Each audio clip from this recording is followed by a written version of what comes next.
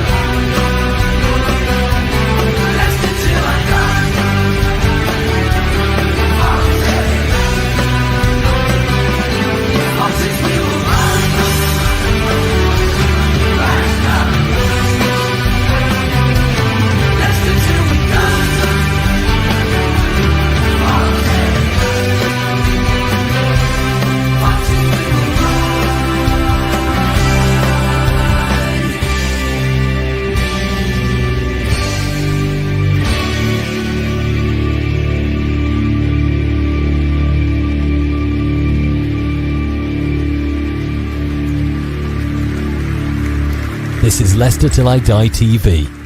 Watch and subscribe on YouTube and listen on your podcast platform. Good afternoon, good evening, good morning, good night, good day, goodbye, hello. One of those will apply to you wherever in the world you are hiding. Welcome along, Leicester Till I Die TV, LTID TV. How the devil are you all? It's the death throes of our Premier League season. Tom's with me. Good evening, Tom. You're not wearing black. I thought today of all days you'd be wearing black. Yeah, I debated it, Chris, heavily, but I still want to kind of move forward. I'm hoping by wearing blue, I'm going to encourage the club to start thinking in a more positive light as well and push on a bit, because it's been quite a funny week, hasn't it, mate? It has, and obviously we're going to be talking a lot about a certain Jamie Vardy. I've got a clip of what Simon Jordan thought. I've got a clip of what Darren Bent thought, and a clip of what another couple of TalkSport presenters thought as well. So we'll get the team out of the way, because the team isn't really surprisingly... Well, there's only one change, and that's obviously because, again, somehow, our players seem to get injured at least one a week, don't they? And this week it's Steffi Mavridis' turn, which is a shame because he was sort of just getting into it. But I just want to remind people that we do have this series. Now, this is up on the LTID TV website. Project Reset. We've done 6 so far. Relegation, what it means for Leicester. Who are you dumping for next season? Is it time to unleash the youngsters? Is time up for King Power at Leicester? Now, how should we choose our next manager? Sack the board. We've got the fans, I think, will be coming up next week, and I'm just trying to get an ex-player to come on and talk to us about how players feel when they're in the relegation battle and they can't win games. So hopefully that will work out within the next week or so. But look, here we go. Here's the team. Hermansen in goal. Ricardo, some Belgian git. Cody and Thomas across the back. Ndidi and Sumari are in the midfield, even though they can't play together. El Canus and Brunette with some old bastard on the wing, and Vardy up front. Whatever you're going to predict for the score, it's going to be Wolves, however many, Leicester 0 again, isn't it? I think so, mate. I think we're about to play a team this afternoon that plays 5 at the back in a way we wish we could have earlier this season. I think we're going to be taught a lesson, perhaps. And the only interesting thing about the lineup for me is I always kind of feel with Rude, like whenever he picks a team, I kind of would have wanted to see this team 2 weeks ago. It's almost like I wanted to see Bunote 2 I wouldn't have wanted to see this team all season because it's got Faze and Dick Overeed in. Of course, mate, there's one or two, of course, we'll pick out like Faze. Of course, I'd like to see more Skip now. I'd like to see more McAteer now, because I look at those two and go, they're going to feature next season in my mind. I think that's the problem now, is people like Bunote, relevant at the time we were in contention for staying up. Now he's going to go back to Brighton, so what's the point? Yeah. I mean, exactly. What are we fighting for? Pride, and, there's not one Leicester City player that pulls on the blue shirt of Leicester this season that's got any pride. We've got a Coley on the bench. He scored a goal and he's dropped. Skip on the bench, who looked better than Ndidi when he came on, and I was surprised it was Ndidi that went off, but I would like to see Ndidi and Skip, or Samari and Skip. Yeah. And like you said, why are we playing Buenete when he's going to be leaving? Stick McAteer on. Absolutely. Because he's part of the future. And look, Monga's been put on there for his usual 5 minutes on the 92nd minute when he'll bring him on. I mean, I said I don't know whether do you know any hitmen at all that we could actually hire to take Rude out?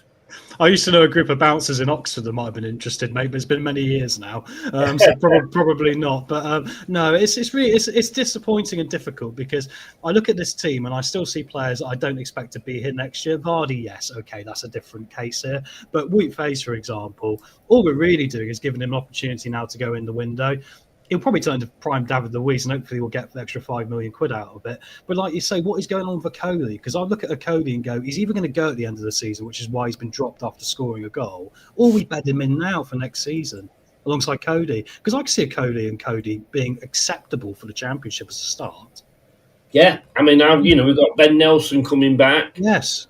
I'm almost hoping that the EFL do slap a transfer ban on us, because that will force us to play the youngsters. It's funny, it goes back to when we lost that playoff semi-final to Watford for me a little bit. When we had that moment, we felt it was the end of the world. But ironically, without that moment, we never would have won the Premier League. No, it was the moment.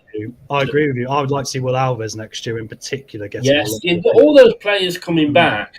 But with this wanker in charge and, this tosspot running the club, as in the director of football, it's never going to happen, is it? Mate, it's spring. There's a garden over there in Holland right now that's got overgrown grass. It's got some lovely shrubs that are probably blossoming that need a bit of attention. And let's be frank, right now would be a good time, just to put them on gardening leave.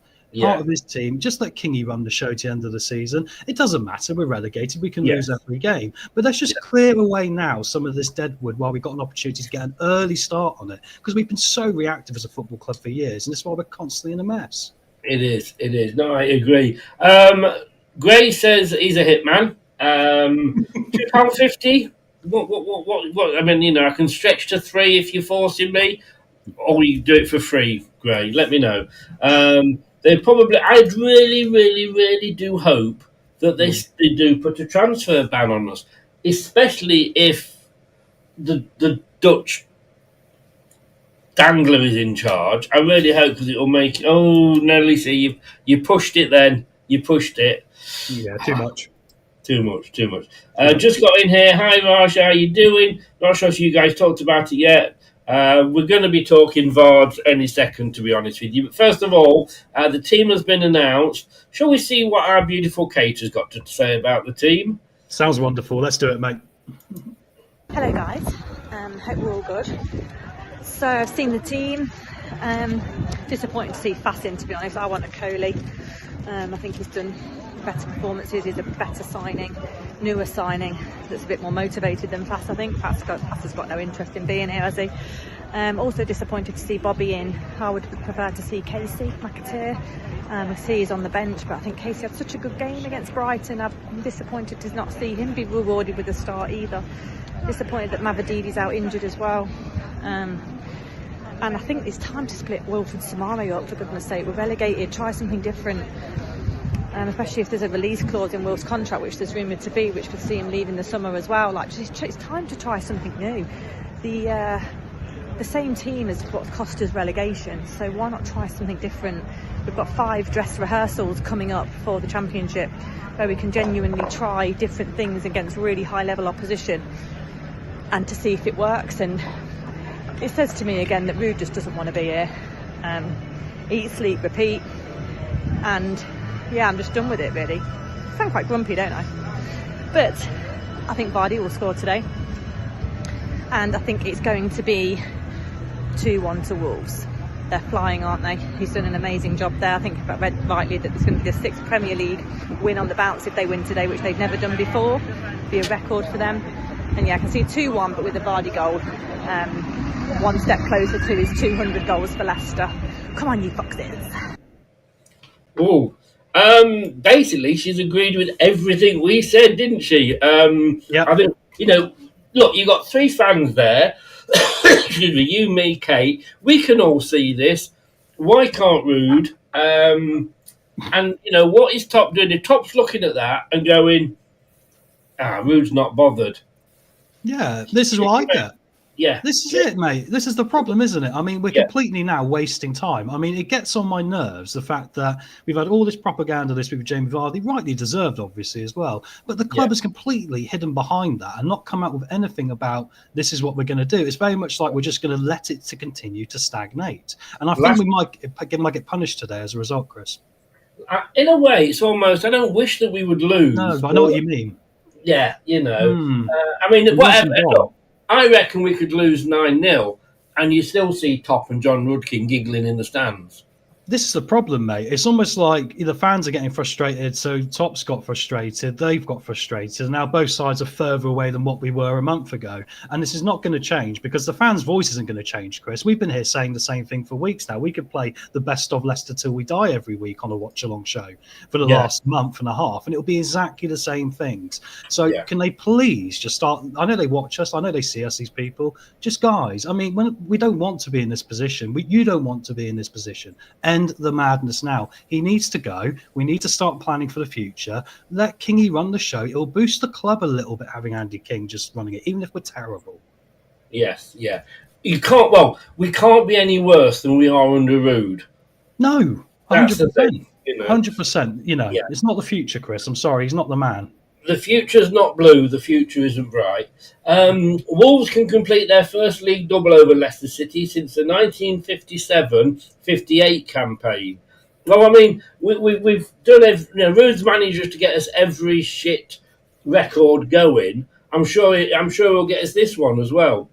Yeah, I think you're right. I think because Wolves have got this record on the line as well. I think this is one of those days, Chris. We sometimes come into these games and we've been hoping recently the opposition are probably going to drop tools after going 1 or 2 up. I don't think we're going to get that today. I think this Wolves team, we've had bad memories at Molineux as well, and it's a very good home crowd. They're very active, very lively. I think they'll get behind them today, and I think we might be in for a bit of trouble. I mean, it is funny. A lot of people have been saying on Talk Sport that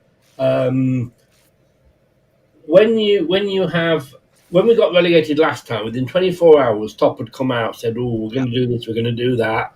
We're not going to tell you what it is because we're going to do it all behind closed doors, so to you fans. But at least he came out with a statement. Nothing. No, I think this comes from last week, Chris, in the aeroplane. I think all this stuff, which I think has actually served a funny purpose because the press has picked up on it and actually been quite positive for the fans behind it, which I was quite surprised at because I wondered if the press might turn on the fans and say we're ungrateful. But they've understood the context of it and they've been reporting it in that way. And we're going to get to the Talk Sport stuff soon. But, with that in mind, I just think it is daft now the club isn't paying attention to this. Yeah. I mean, Andreas, again, I totally get what you're saying about Rudkin. And we had a show with Rob Tanner the other day.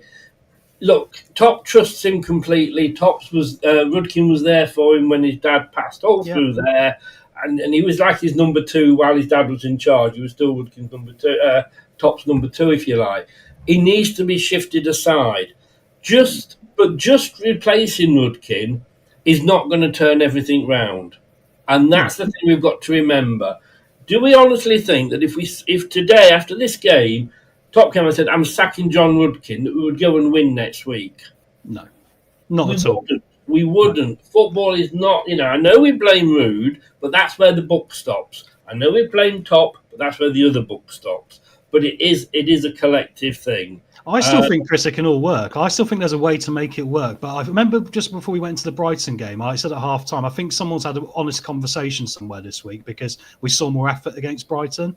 These honest conversations need to be happening at the top.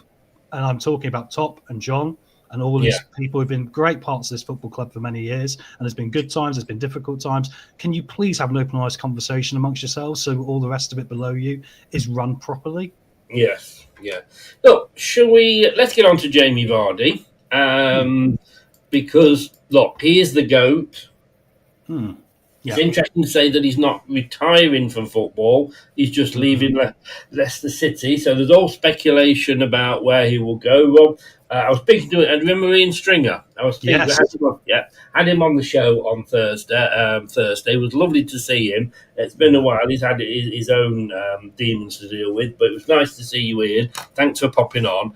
And he said, like, going over to the MLS would just be the Hollywood ending for him. Saudi's a possibility.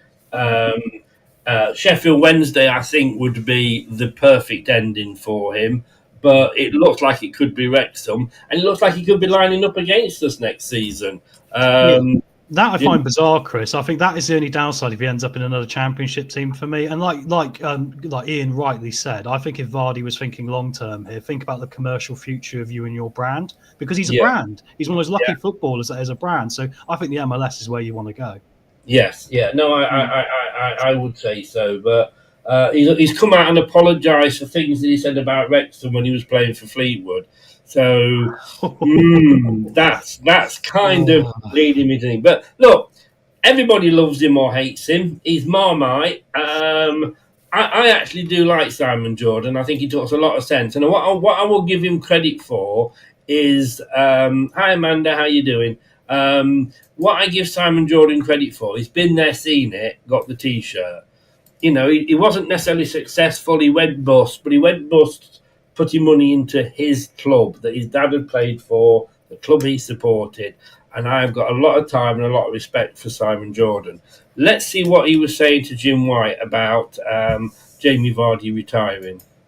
Sir, a bit of football news, and it is the end of an era for Jamie Vardy at Leicester, because Leicester have confirmed that legendary striker Jamie Vardy will leave the football club this summer after 13 seasons that, in their eyes, have made him their greatest ever player. He's 38 now. He's closing in on 500 appearances since joining Leicester City in 2012. His final King Power Stadium appearance will be on Sunday, the 18th of May. And remember, he joined from Fleetwood in 2012, Simon, for £1 million, and in the process thereafter scored 200 goals. So it's the end of an era.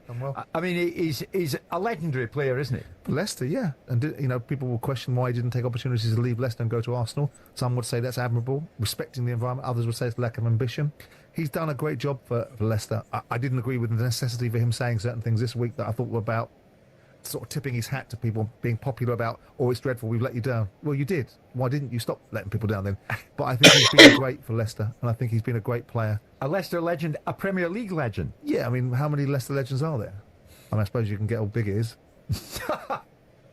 Jamie Vardy, if you're listening, well done with everything you achieved at Leicester City. And of course, you're a Premier League winner with Leicester City. Jamie Vardy is to leave Leicester this summer after 13 seasons in Leicester's eyes that have made him their greatest ever player. More on that breaking football story. Jamie Vardy is to leave Leicester City this summer after 13 seasons that have made him, in Leicester City's eyes, their greatest ever player. He's 38, Vardy, 500 appearances for Leicester, and of course was part of that Premier League winning Leicester City side.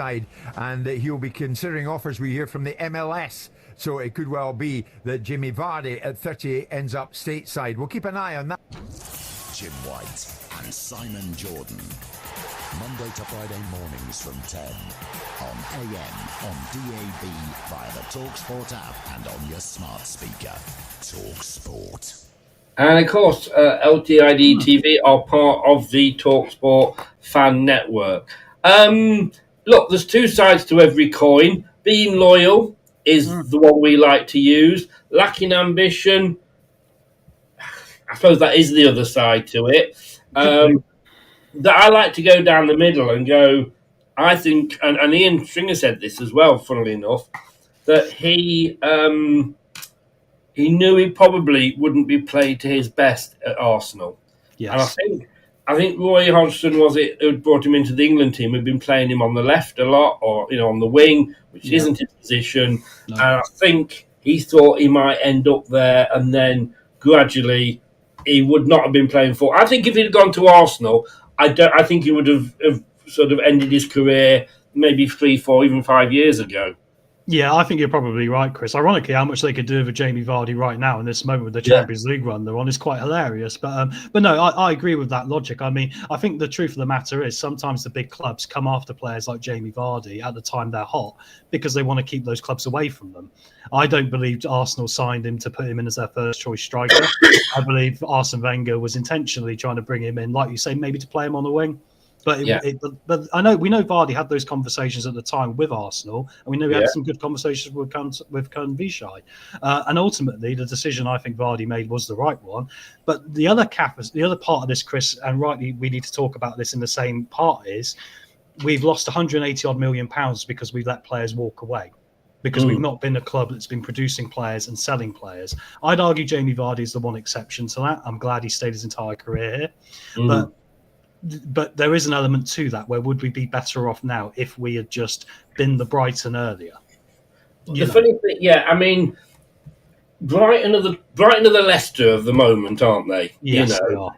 We sailed very, very close to the sun, not as close as Leeds did, because Leeds really crashed and burned, but we sailed close to the sun and got burned. We looked at what Leeds had done and went, we need to pull back. And let's be honest with you, in that year we got relegated under Rodgers, that was top trying to balance the books, if you like, and avoid PSR within under UEFA. The interesting thing that Ian Stringer said was that he is going, so he's not hanging around. Because I've said, look at Man United when whoever their manager's been, they've had Alex Ferguson coming in the dressing room afterwards, looking over the shoulder. Yeah. And you can't, you've had your time, go. This is my time. And this, look at Riyad Mahrez. Every player we got, well, it's not Riyad Mahrez, is he? And I think Ian said that we wouldn't have that with him going. I think we still will. But if we kept him and dropped him into a super sub role and the replacement wasn't doing well, or get Jamie Vardy back on, So I think it's good that he is going altogether. I think the interesting thing is, because it goes back to the question that was asked in the chat before we got to this point, which I want to quickly refer back to, and that is that who is going to be our main striker next year? The only downside for me in this is I don't trust the club's recruitment right now because we've got a legacy going on now for a few years of some pretty horrific recruitment by all accounts. I'm concerned because if he's going to go to someone like Wrexham for, say, I mean, it's all about money, really, let's be frank. If the money was acceptable, I'd actually prefer him to stay just in case. I would. I would. I know you're not going to agree. I know we need a clean slate, but it's not as if we got Tom Cannon or anyone else ready to go. No, but nobody's going to come through, are they? Well, no, this is true, Chris. I get it. If we get Monga may be going off to Man City, Chelsea, we don't know. Jake Evans is there as well. Yeah. Those players aren't going to come through because the fans are going to say, they've not scored in 30 minutes, get Vardy on. Yeah, but also, Chris, on the same notion, and not been picking these players anyway, so my nightmare vision for next year is we end up with AU up top. We haven't been picking those players, possibly because we've always got that man there to fall back on. This is true. No, I get what you're saying. I completely, and this goes back to our discussion about the transfer embargoes. Would a transfer embargo ironically force our hand in a good way that perhaps we need to go down anyway? I just think it was time probably to go a couple of years ago in hindsight. Let's be real. It probably was. But we haven't got anyone really here either. So this goes back to me, the whole problem I've got right now, which is with the club, because I don't know where we're going to be next season. Will he play King? Will he play Evans? Or are they both 17, 18 and they're going to stay in the under 21s? This is the thing as well. And you've got to look at and say, will Rude be here? Somebody else may come in that go, right, we're scrapping this. We're not going to go back up this year because we've got this embargo. We might have a points deduction, management plans. Let's blood these players now. And then when we come to next season, when we're hopefully back to normal. And, of course, if we are doing that, that will help with PSR as well because we're not spending money. Then, but that's the annoying thing. There's so much up in the air, isn't there? We don't fucking know what's going on, and the problem is, I don't think he does. No, I'll tell you exactly what I would do, Chris, in this situation. I would have literally a little meeting in a room with all the players as the manager.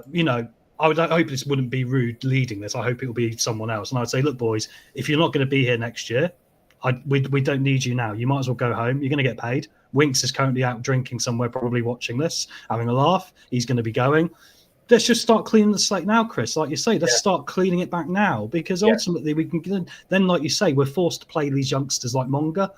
And actually, that could help Jeff Monga, because I think, like you say, Monga's probably going to go. I think irrelevant of what these little attempts we are doing now to make him feel important and relevant, he's still going to go. Of course he is. Yeah, of course. We're a basket case. Right, let's see what somebody else has to say about. I think this is Darren Bent and possibly Simon Jordan again. And Leicester fan Jason Bourne has joined us in the studio. Hi, Jason. No, it wasn't actually. It's Jason Bourne, who that's another clip that I haven't uploaded. Sorry, Jason Bourne, who used to be. Sorry, I said I've seen those films. They're very good. Sorry. Don't make me laugh. I'm here all week. Thank you. Please don't make me laugh. It hurt. I can't make him laugh today. Sorry, guys. You can't speak. Have you got? If I laugh, I start to cough and it hurts me. I was all right yesterday because it was Craig. Bless him. He doesn't make me laugh. Sorry, Craig. I love you. You know that. Jason Bourne used to be number 2 to Ian Stringer. Yes. Of Radio Leicester. He's now, I think he's the head of content for TalkSport 2. But obviously, he's a huge Leicester fan. So let's have a look what he had to say. Well, listen. Does that the year after he signed, he wanted to pack up football. He wanted to leave Leicester. Nigel Pearson, Craig Shakespeare, who's sadly left us in the last few months, convinced him to stay. And if they hadn't done that, Leicester possibly wouldn't have gone on to do what they did. He wouldn't have had the career that he did. So a lot goes into them. But Jamie himself, it's been such an iconic period for Leicester City. What a player, what a legend. It's just sad that it's ended on this note. Yeah, no, absolutely. A season too late, would you say? Would you say building a Premier League team around a 38-year-old strike force is possibly part of the problem? Objectively, yes, it's the wrong thing, isn't it? You don't want to be relying on a player who's 38, 39 going into next season to be your talisman and score the goals. And when I say score the goals, there's not been any. Some from Jamie this season, but as we know, scoring at home, especially at the King Power, it's been desperate stuff this season. But yeah, I think it was right to give him a contract, maybe a year's contract to at the end of last season, given the success that the club had.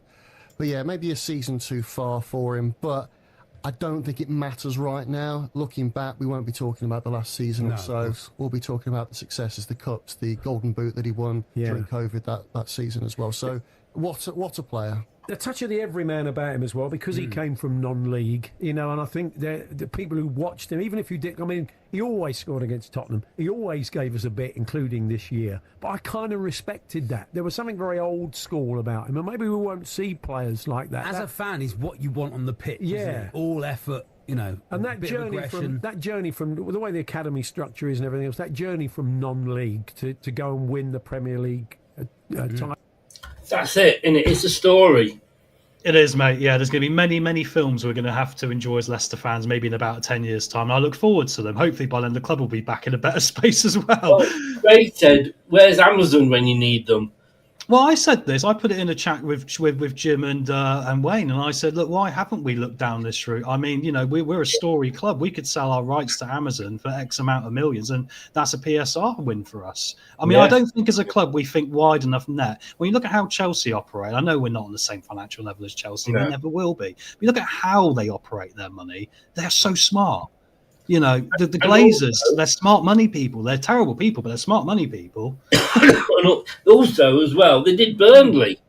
Amazon did Burnley. So if they can do Burnley, Gray, you, sir, are a gentleman. Thank you very, very much indeed. It is very top man.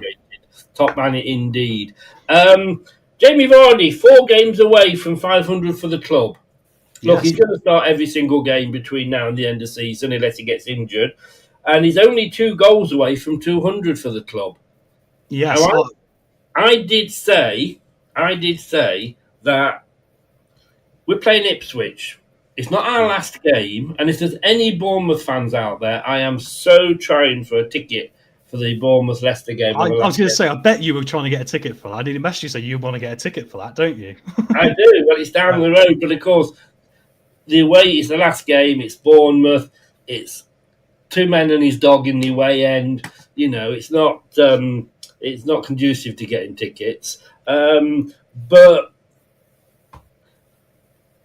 I said, look, Ipswich, the last home game, if you were already relegated, give us a couple of goals for Vardy. I'm not sure that's how it works, Chris, but I look at this. No. It might not be, but come on, if they're down anyway, what difference is it going to make to them? I'll put it this way, Chris. I don't see any problem with any of our players making drives into the box and maybe falling over, and maybe we get a couple of penalties. Because I think the way, unfortunately, we're playing this season, we seem to be forgetting he might only be 2 goals away, but we've barely scored a goal all blooming season. So I think the only way we're going to do it is with penalties. Well, again, you could be right. 2 men and a dog. It's such a small ground. I mean, I've been down here 15 years and I've had a temporary stand all that time. Amazing, isn't it? And they're a Premier League club. Yeah. I did get to see the last season's FA Cup game there, but because it was an FA Cup game, they had to give us extra tickets. Yes, and open up the away end, yeah. And that, so I was able to actually get tickets there. 3, in fact, I got. It was quite impressive, thanks to a few friends. That is Bournemouth for you. Silver's in said, when the news arrived in an Italian Leicester City fan, and I couldn't stop crying because I pictures Ayew or Daka up front. Don't even go there. This was my argument, Chris. This is my argument. We don't want him to go if that's what we're going to be left with. No, don't go there. Last one here. Let's have a listen to what these guys got to say. Gears here to talk about Jamie Vardy. I did mention a few minutes ago that he's left Leicester. Obviously, he leaves at the end of the season. And there's been a massive debate online. You guys get involved as well. In fact, phone lines are open 03717 223344. You can text us 81089. Where does Vardy rank as one of the all-time Premier League best strikers? I think he's sensational. That run that he had, it was a good 5 seasons. It wasn't just a hit and miss like 2 seasons. 5 seasons of consistently scoring. Obviously won the league with Leicester City, won the FA Cup, the Community Shield, 2 championship titles as well, England caps. I think he's incredible, Jamie Vardy. Incredible. And at 38, you look at him and you wouldn't even think he's 38 because the way he still moves. No, he's an icon. He's a Premier League great. How high and quite where he ranks in the list of Premier League greats, I'm not sure. Because I think the easiest thing to do... strong, isn't it? When you talk about it, the easiest thing to do is go... top 20 Premier League strikers of all time, and then you start doing it, and you suddenly realise, wow, I've named 8, and they're all play for Manchester United. Do you know what I mean? I've named 8 from one club, so it becomes very difficult. Well, he's obviously a Premier League 100 goal scorer. He's in the 100 club.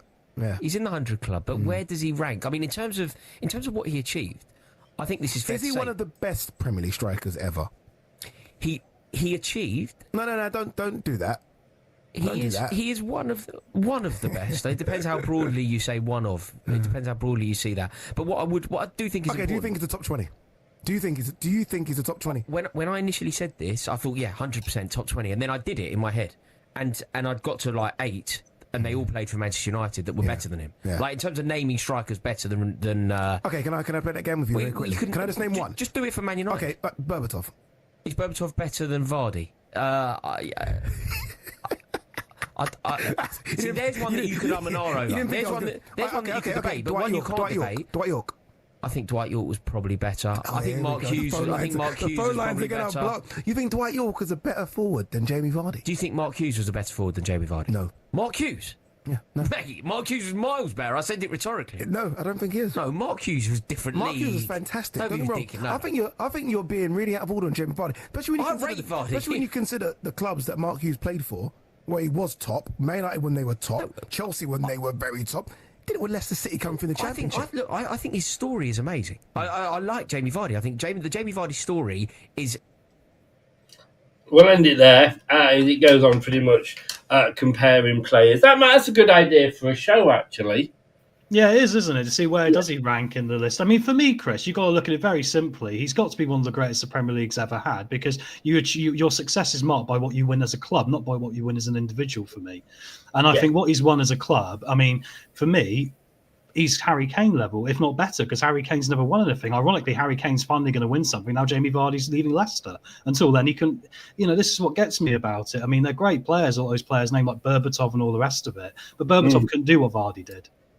I'm sorry, he couldn't. He couldn't drag a team over the line. He needed teammates around him. Yes, yeah. I mean, funny you should mention a certain Spurs legend there, because let me just try and find it. I have got it here. Sorry, you find it. But yeah, no, I'll quickly carry on what I was just... I'll flesh it out a bit more. Yeah, here's what we could have won, yeah. And there's a speedboat behind the curtain as well. But when you look... I'm sorry. When you compare who's the better striker, it is down to what they have won. I believe so. I don't get this. I mean, I think sometimes, Chris, when you look at someone like Rory's a stereotypical Chelsea fan. He's a top 6 fan supporter. They view it about individual players quite a lot because they get a lot of individual quality coming in and out of the clubs, and I get that. But ultimately, it's a team game, football. It's a team game. It always has been, always will be. Team success, and who contributes to that, for me and my money, makes the best players. And that's why I think Jamie Vardy is easily in the top 10 Premier League strikers of all time. All right, let me throw Dwight York at you then. Oh, York's a lot worse. And don't get me wrong, mate. Also, I don't like Dwight York's personal character either, so that's not a bad one not a good one to do, really. All right, let me throw this one at you then. Ruud van Nistelrooy or Jamie Vardy? Jamie Vardy. Well, Jamie Vardy got the record, Chris. He's already proven that one. He got 11 in a row. Ruud only got 10. No, it's Jamie Vardy because Ruud was only in there for a short amount of time, and there was a lot of players around him contributing to the same success, like David Beckham, Roy Keane, Yeah, and I have to say, and people forget this, and I joke at the moment about the fact that our manager scored 10 in 10. Our striker scored 11 in 11, and we can't score a bloody goal at all at the moment. But the thing is, it's called irony, that, isn't it? It is. It's called being British, mate. It's our life. Yes. But the thing with Ruud's was, of course, it was done over 2 seasons.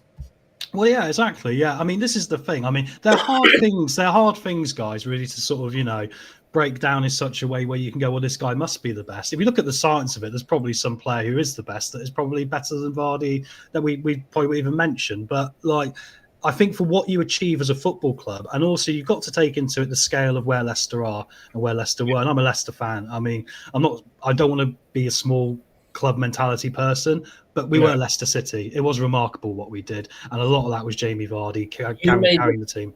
You made the point earlier, though. If you're looking at any of those Man United strikers, and you can say, "Oh, look what they won." I mean, they've just shown what's the guy that's gone to Villa? Rashford, right? But when you look at a lot of these players, and I want to go to the one that the guy brought up there, York and Cole. And let's be honest with you, they were a great partnership. They were great strikers. They were, yeah. But they had Paul Scholes, who chipped in with a few goals. They had David Beckham, who chipped in with a lot of goals. Really? You said, did those players, and then Teddy Sheringham and probably Ole Gunnar Solskjaer will never be forgotten for those 2 goals in the Champions League final. But did they drag their teams through apart from that one game?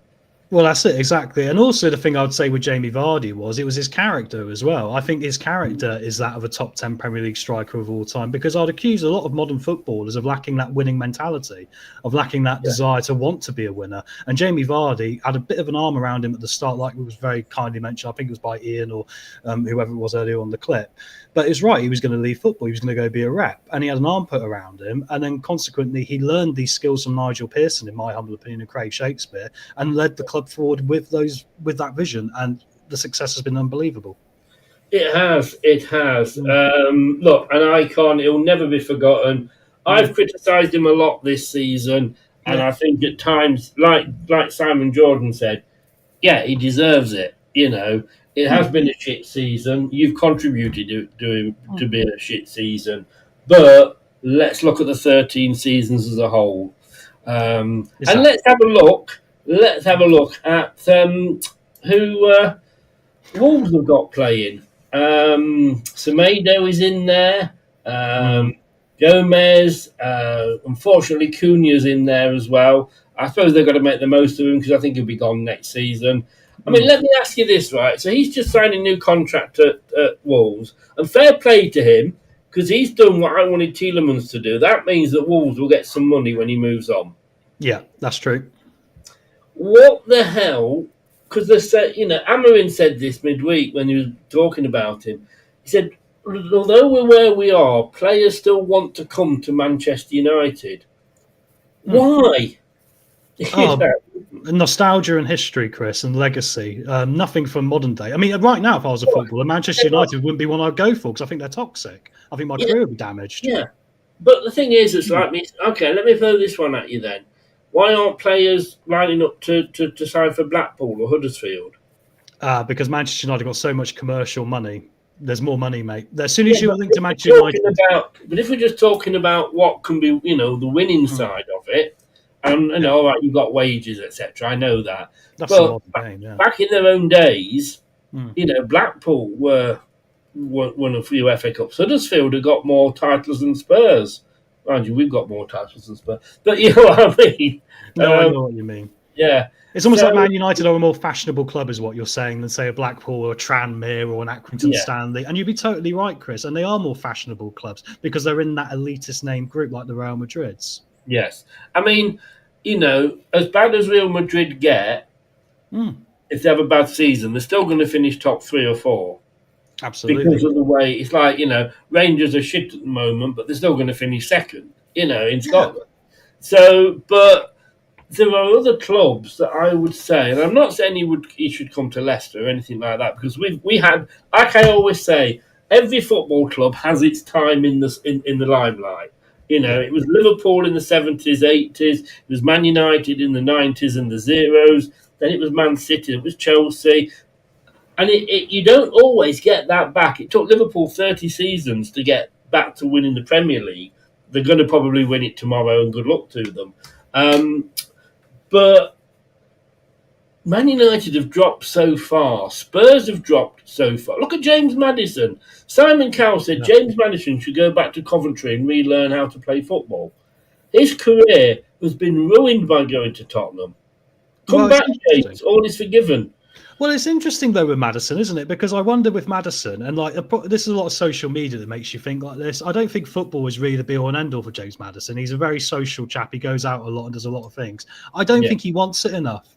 And I think that's why Spurs is a good fit for him. It might sound a bit harsh, but I think it's a good fit for him because I don't think he wants it enough, Chris. Yeah, the team's going across the bottom there for you, but there are clubs out there. And again, why go to Chelsea? They may win something, but you may only play twice in a season, Kieran Dewsbury Hall, I think this is the problem with the money, mate, nowadays in football. Yes. I think if you limit wages, I think this gets a lot more levelled. But I think until wages are levelled out in the game at the highest level, this is going to continue. And it's always going to be who's going to have the most money. I'm still a little bit of a conspiracy theorist, and I still say that we said if you want Enzo, you've got to take Kieran Dewsbury Hall for 30 million. I think you're right. I think that probably did happen. Yes. But it is speculation. We don't know. We will never know because this club doesn't ever say anything. I would like to see Jamie Vardy win a goal. Was it 2-1 or 3-1 that Kate went? I think Kate went 2-1. What are you going to go for, Tom? I'm going to go for 3-1 to Wolves, I'm afraid. I think Strand Larsen's a very talented player as well. I'd love to have a Strand Larsen in our team right now. Yeah. Oh, they're in the because he's physical. They're in the what's the word I'm looking for? Tunnel. I've gone 3-1. Oh. Doug's gone 3-1. Wayne's gone 3-1, and Brad's gone 2-0 to Leicester. Brad, once again, pulls out with the Leicester prediction. Brad, I look forward to post-match, mate, because this is going to be fun. If he gets that right, we are all going to do the he is not worthy. Mate, yes, mate. I will see you at half-time. Thank you very much for coming on, and I'll see you then. See you then. Cheers, guys. Enjoy the game if you can. Oh, and by the way, who did Sariba, remember? Played for Seville against us in the Champions League. Did he? Ah. Yeah, he did. Yeah. He was on the team at the King Power. Obviously, we got Nasri sent off. Saliba was playing for Sevilla that night. So interesting how he's back on the bench today. Interesting. All right, Cheers, mate. mate. I'll see you at half time. Cheers. See you half-time. Thanks very much there to young Tom. Say young, everybody's young compared to me. He will be with us at half time and he'll be with us at full time. The players are coming onto the pitch. This is the watch along. Let's get ready to rumble.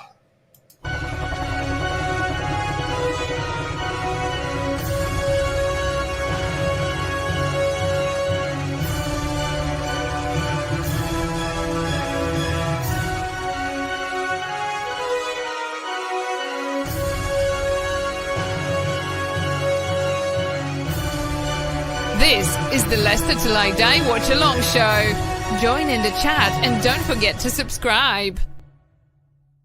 I will love it if we beat them. Love it.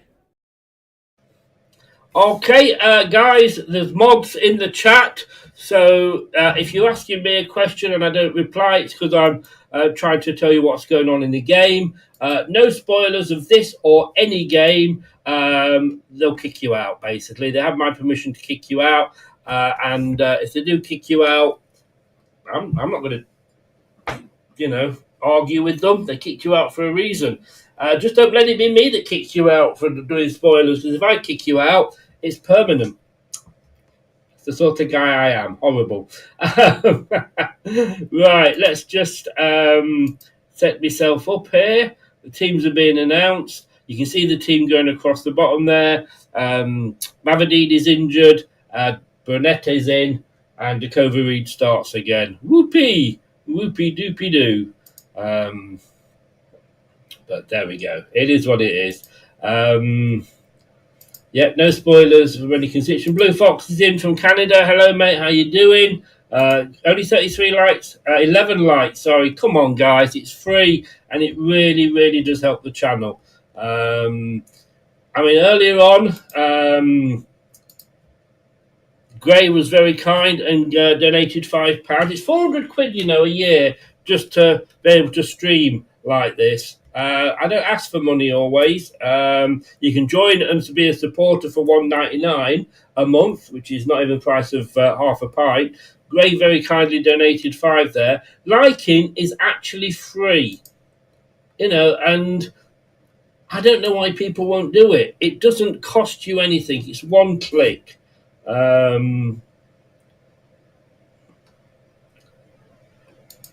Let's just catch up.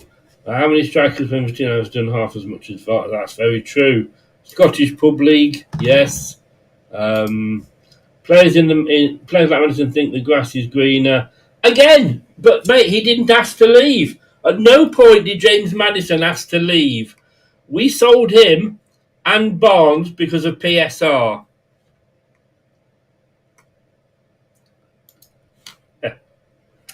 Oh, armchair. If only. 2-1 to the Foxes, says Gray. Yeah, you're right, totally right there. And he's got a 5-goal thriller. Jim's gone 2-1 to Leicester.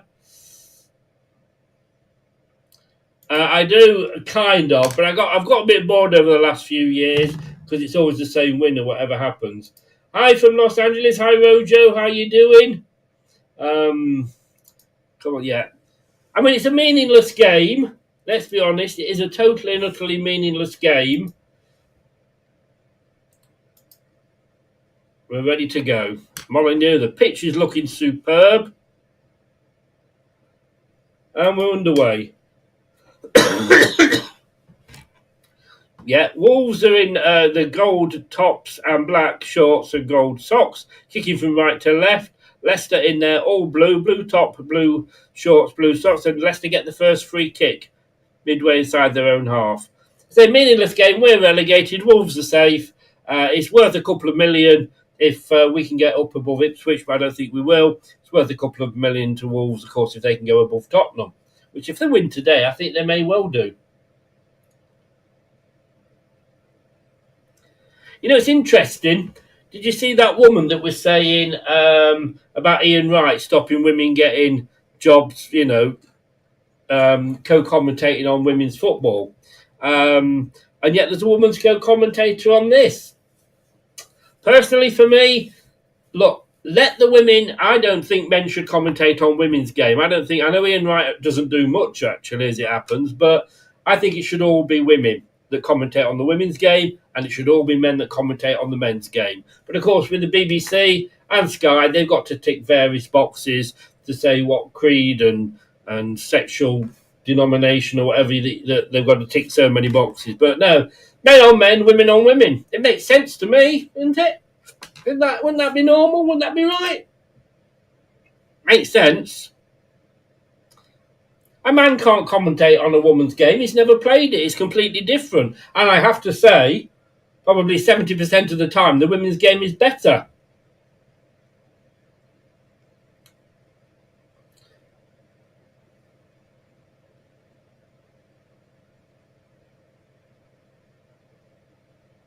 There's a bit of a cheer going up. I can't really hear what it is for Jamie Vardy. It is. There's talk about VAR coming to the Championship, Sylvia.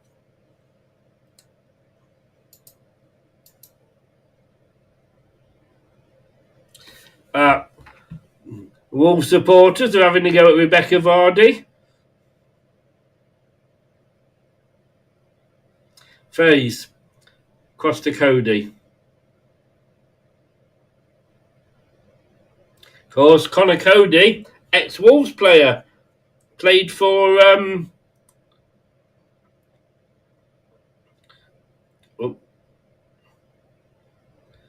Connor Cody was let go by Wolves. He went on loan to Everton, and now he's obviously. Then he came to Leicester. He was an England obviously defender at one point. Don't know why Wolves let him go. I like Connor Cody. Jim, you're being very naughty. Those Americans and their naughty sense of humour.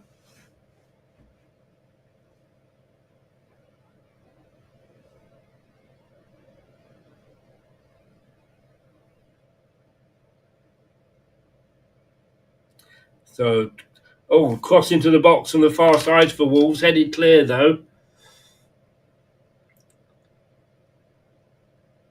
Leicester players, guess what? Not being able to talk to each other. Nearly mess it up, but it has ended up with Wolves. There you go. That was a fair 3 minutes in.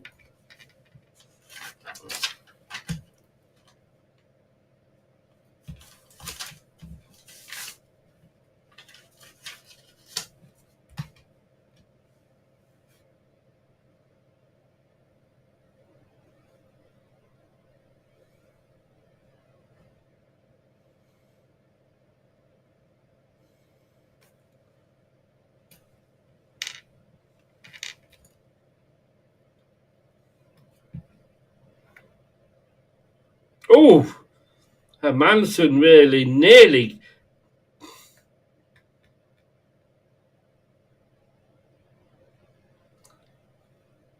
But we give a ball away again. You see, playing it around the back, give the ball away.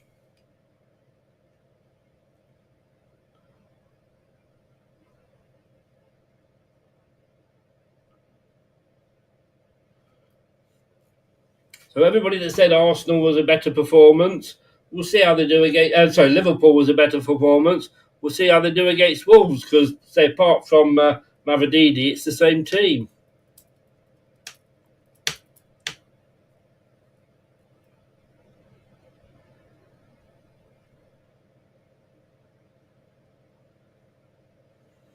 Wolves, of course, they were down there with us, weren't they? They were down there struggling with us. And then they brought this Piero in as the manager, and they really stormed up the table. But then it all turned bad for them. And I can't say it was a new manager bounce because it was quite a long time. Wow, what a run here from Wolves. Oh, and he struck the shot. He was allowed to run. That was Cunha. Who else? Running virtually from his own half. It was from his own half. Nobody. Indeed, he couldn't keep up with him.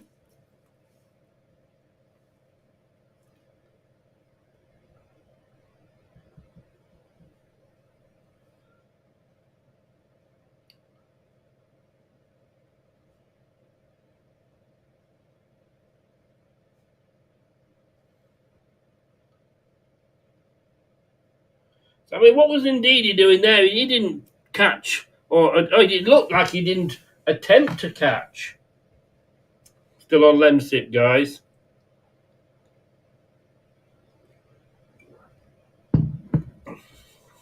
That's true, Keith. That is very true. Ricardo with the throw-in. It's good to see Ricardo back.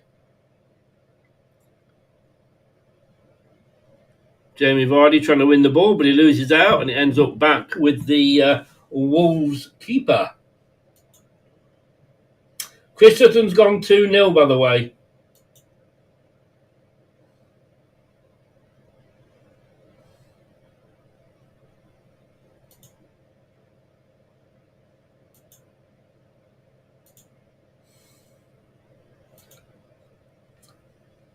So Chelsea have played Everton earlier today, and that was 1-0 to Chelsea.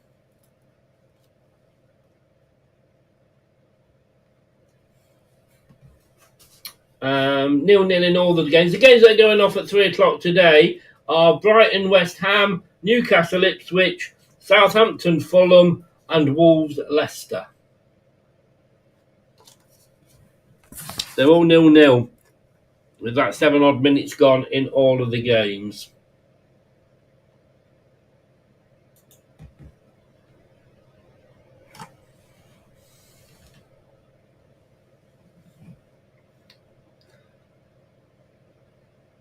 If you want to notate on this right-hand side, oh, that was a very poor ball. Played Sumari into a lot of trouble there. But Faze, indeed, back to Faze. Ricardo back to Faze.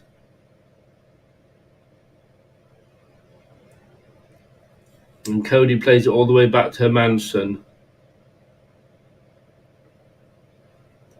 We've got the ball. We've got the ball. We're Leicester City. We've got the ball.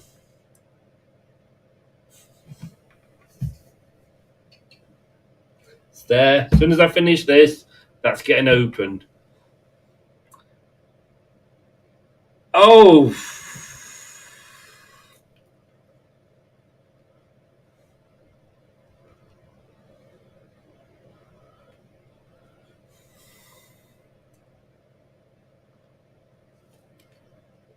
This happened the other. Do you remember that?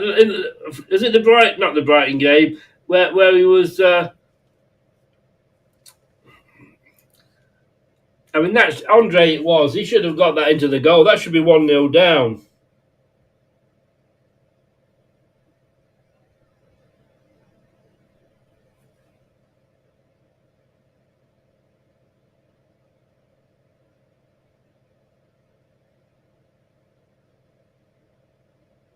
Well, not a.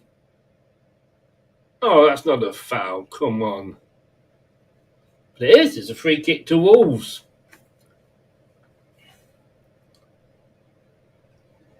I wonder who the referee is today. Samuel Barrett.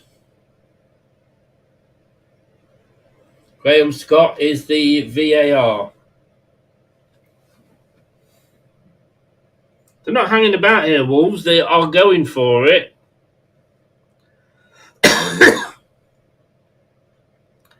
And again, Leicester City just not controlling the ball.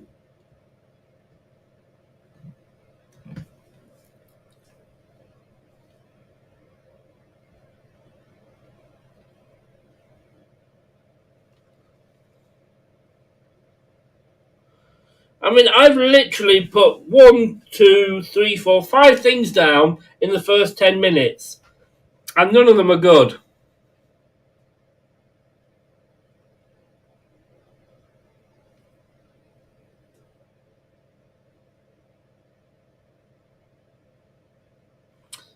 It's going to be one of those games, isn't it?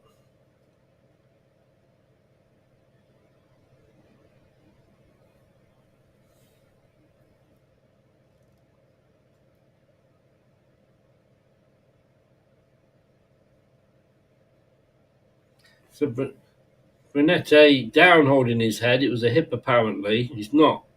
Doesn't look very good. Keith, that's worse than one of my jokes. I'm changing the graphics ready for next season. Normally, of course, I have two big. I have Watchalong across the top and the two big clubs. What do you think of that's there? What do you think of the old new graphic?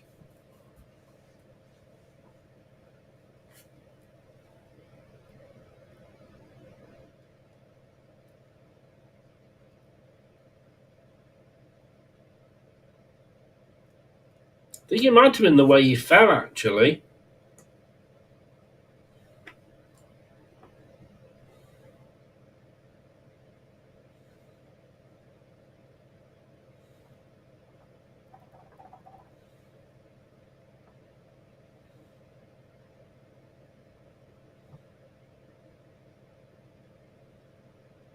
It looks all right. Renette, I'm having to go off the pitch. McAteer there warming up. It's no free kick, but Madsen Manson has got the ball.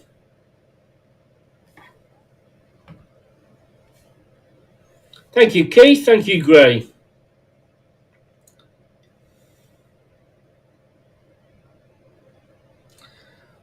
Jamie Vardy doing his best to get in there. It was a back pass. Jamie Vardy putting the defender under pressure.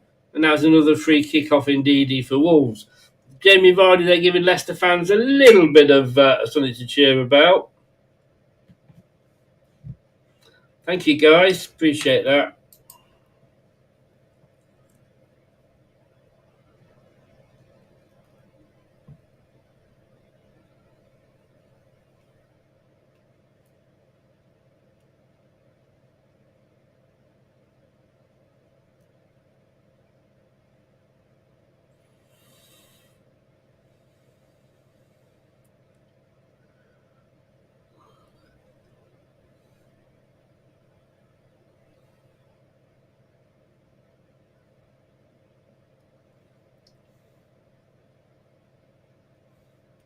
Again, we've gone back to this just one up front, which, funnily enough, is how Wolves are playing. But at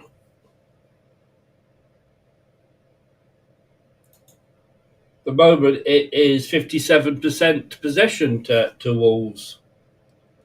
XG at the moment for Leicester is 0.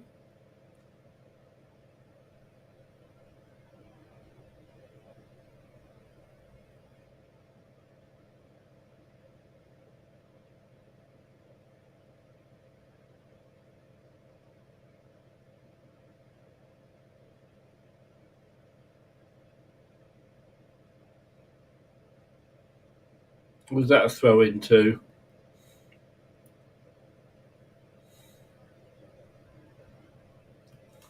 Leicester. Just inside of Van Nistelrooy's dugout. With Ricardo taking it. 15 minutes coming up on the clock.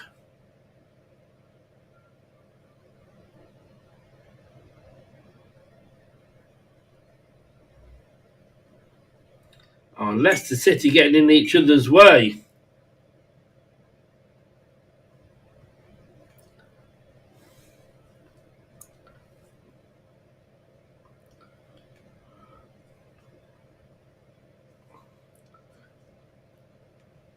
Branotti won the ball. He's back on the pitch, but he lost it again.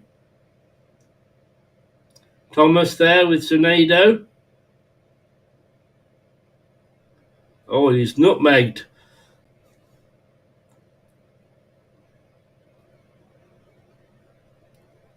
Now Branotti can't control the ball again. Oh, come on, Branotti. He broke. Yeah, it was a booking. That was a yellow card every day of the week. I mean, Branotti was away. He'd got Vardy down the left-hand side of him. And he was number 24 there for Wolves. Took one for the team. Should we put it that way? That's probably the nicest way of saying it. Brighton are 1-0 up at West Ham. Southampton are 1-0 up at Fulham. You know what? I mean, I've been saying that Southampton could catch us.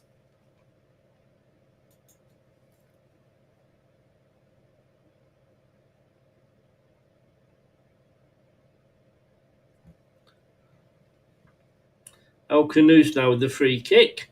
Midway into the Wolves half, it's packed up into the box to the far side. It's headed out by a Wolves defender. Thomas had 2 players on him then.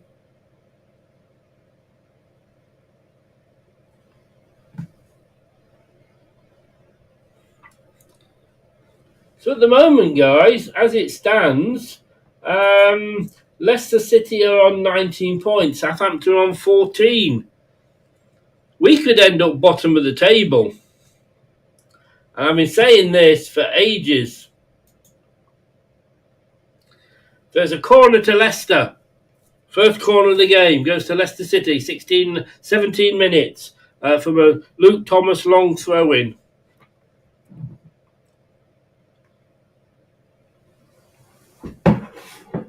Molineux with the corner on this near side. Leicester, remember, kicking left to right. Dakova Reed's up there. That's the first time I mentioned his name.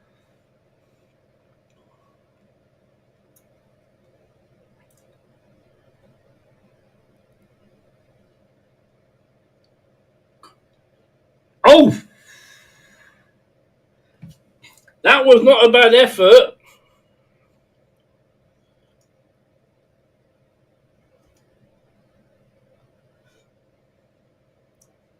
It wasn't the hardest save that Sarr is going to make all afternoon, probably, although it might be with Leicester, of course.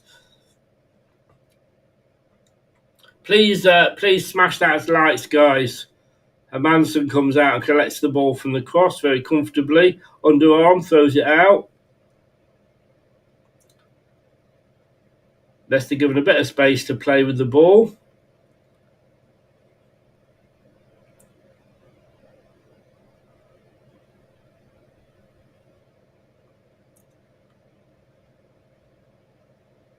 But Leicester again, passes too short.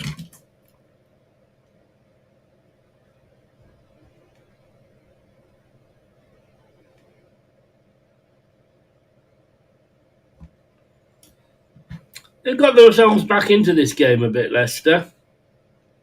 But don't be surprised if Southampton catch us.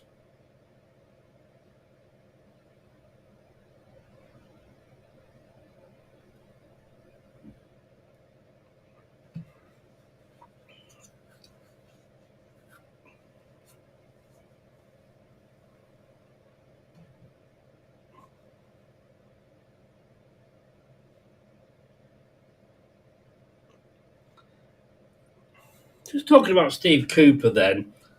Oh, Wolves are coming away.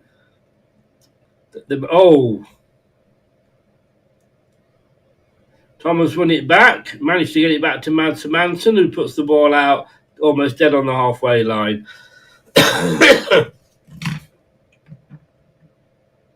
Yes.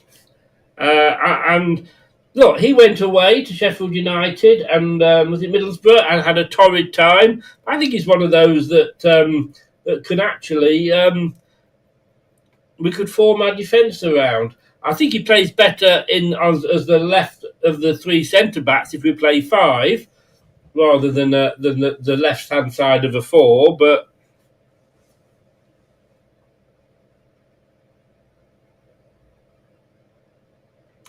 oh, 6-1 on a trot. Was it 57-58 the last time Wolves had done a double over us?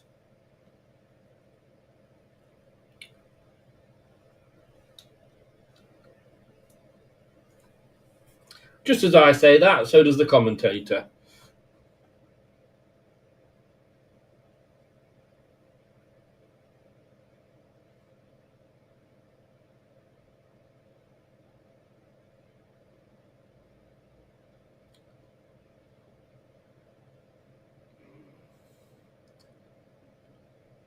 Oh my God! Stop fucking about at the back!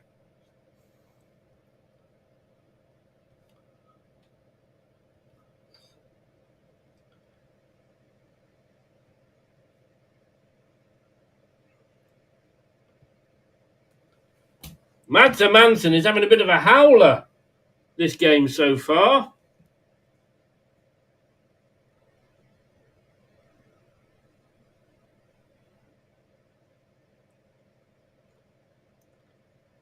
Oh, indeedy there. Into Vardy. Vardy couldn't control it. Probably a little bit too high for him. And El Canoes, I think it was coming up on the far side, couldn't get to it. Madsen Manson. They're playing it around at the back.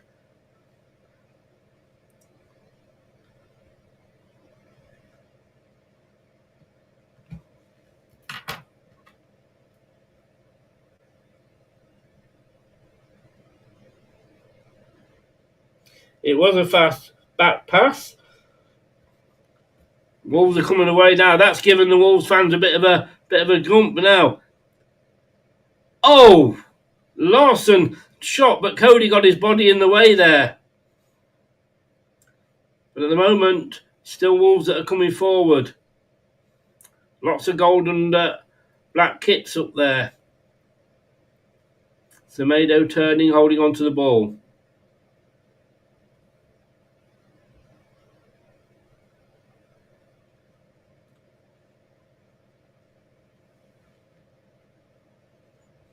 Ronald.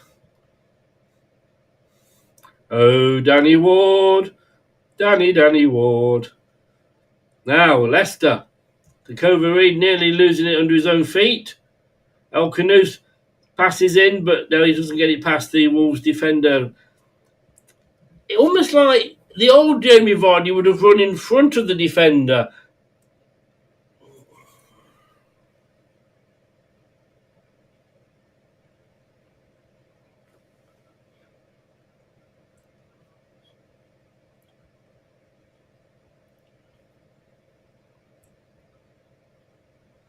Unfortunately, I think that's where Vardy is falling down.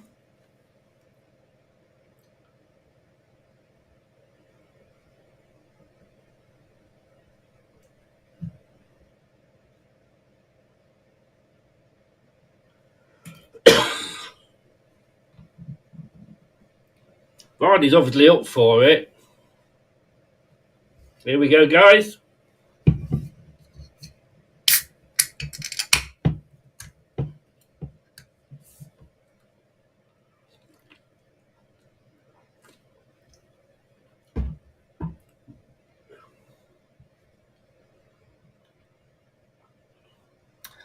The commentators made some good points there about Dakova Reed and El Canoes. But like I say, the old Jamie Vardy would have been cutting in front of the defender. Oh, I'm giving away again!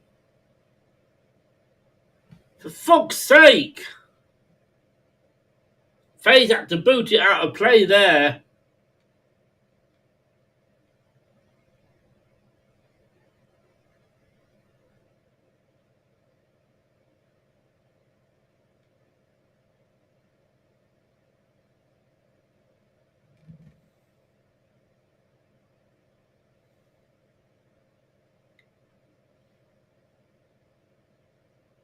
So Wolves have it on this near side, plays it into the centre.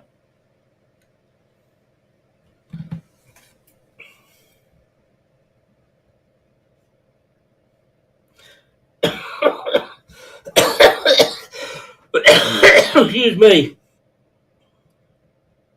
See, Wolves' passes are finding teammates.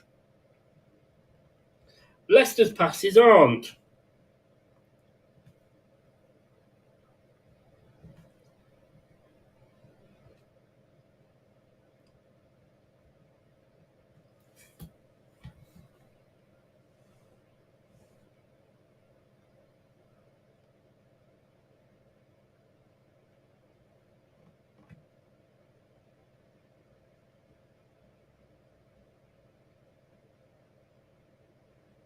So it's throwing Wolves, take it quickly, it's on the halfway line. Goes back to the defence for Wolves. Goalkeeper is way out of his box, but he takes the ball and plays it to his fellow defender here on this near side.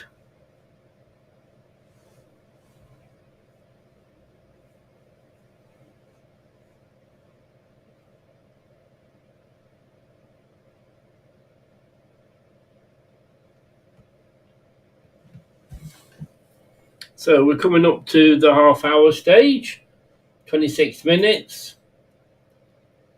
But it's still Brighton leading West Ham 1-0, Southampton leading Fulham 1-0.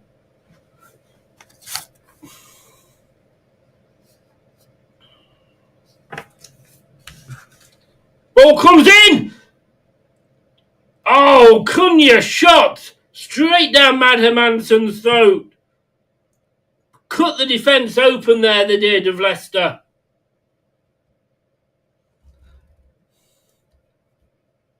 I'm sorry, Gray, I'm doing my best not to cough.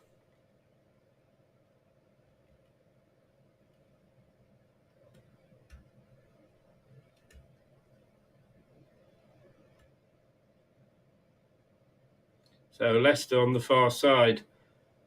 Oh, guess what? Gave the ball away.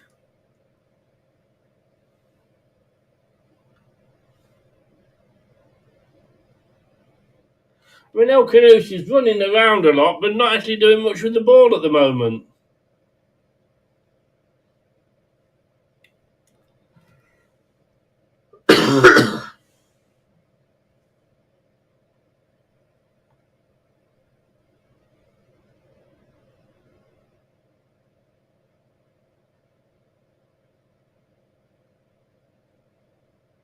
Samari loses the... Oh, indeed he loses the ball again.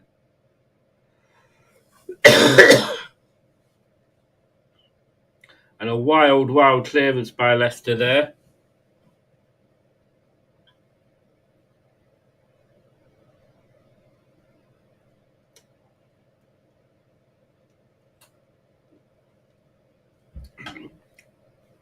%62% possession at the moment to Wolves.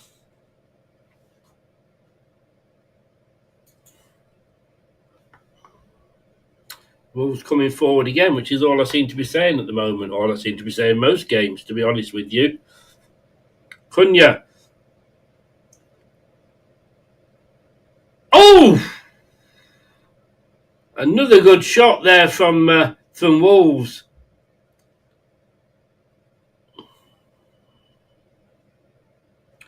Let's have a look at that. Was that a phased defensive clearance? Oh, it was a header out from Fast. Fair play to Fast.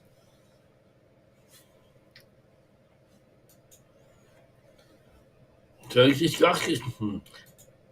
got a feeling like... Oh, they're knocking at the door, Wolves.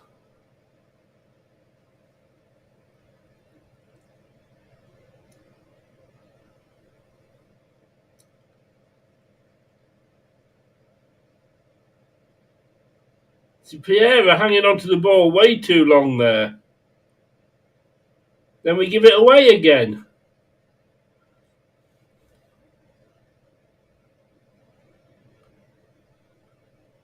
And it's played back for Wolves. Last ditch defending again. To Kilver Reid. To Thomas. El Khanouchi, I mean, sorry, on this side. And then, of course, they slow it right down and we lose any advantage.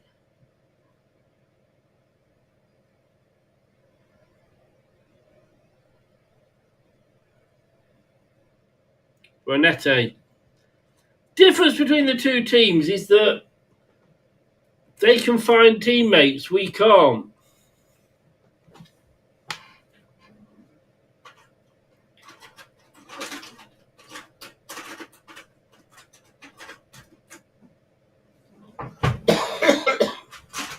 I do apologise to the gentleman who did make the point. I did get a new set of pens that were clicking, and I do tend to sort of do that as a bit of a habit while I'm on a show. So apologies. You did say, "Will you stop that bloody clicking?" Quite right.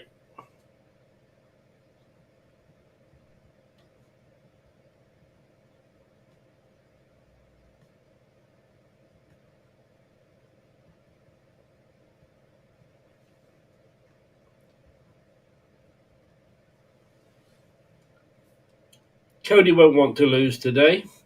Obviously being a Wolves player. That's not a bad ball. Buonanotte. Vardy can't control. Oh, then Vardy can't control it.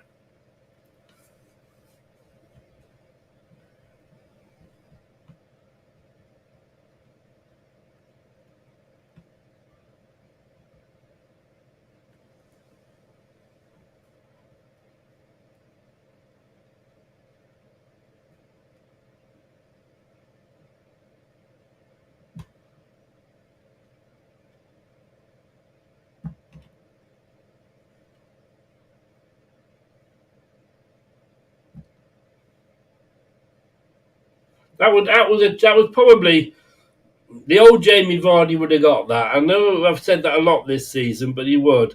Nice 1-2 here for Wolves down this near side. Gets to the byline, gets the ball across. 1-0. Cunha, who else?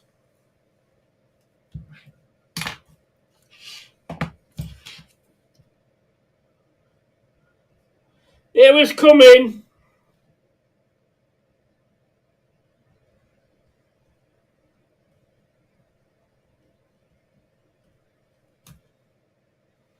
I mean,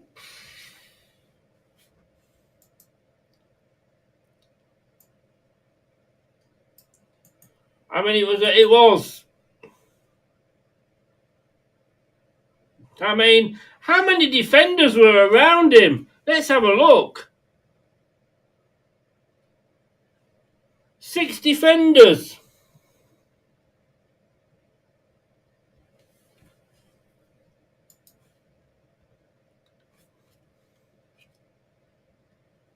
Through Cody's legs.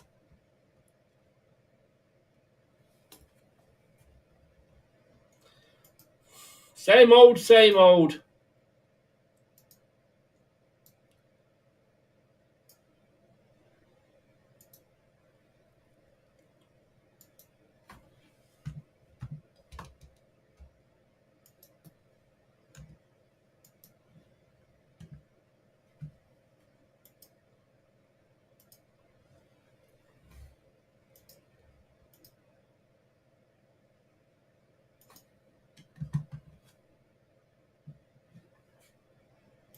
So it's 1-0. Interestingly now, if we look at the table,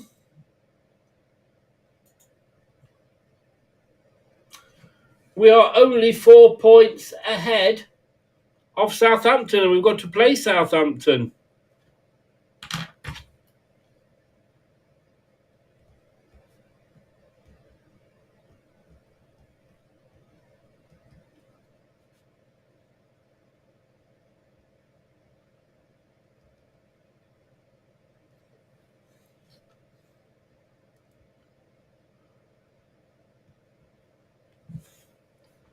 There's a free kick to Wolves.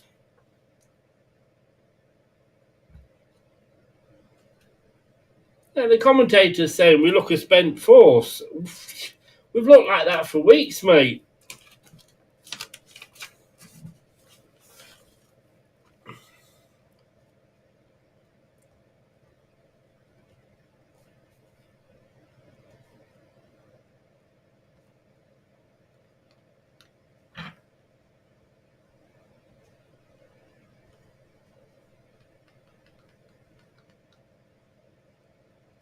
So, 35 minutes, it's 1-0.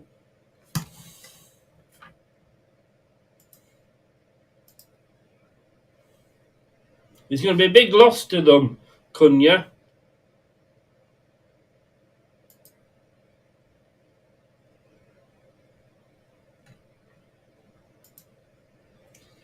I mean, it's the same things week in, week out.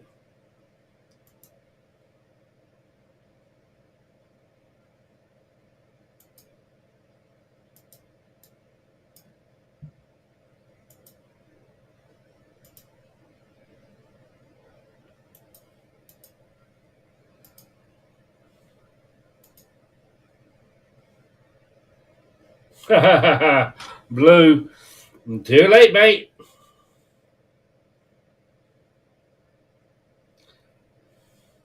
Hi, James. How you doing?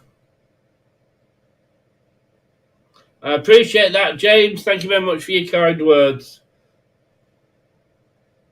And it was coming great. It totally was. Might even get a second here. Cross into the box. And it was just wide. Should have been 2-0.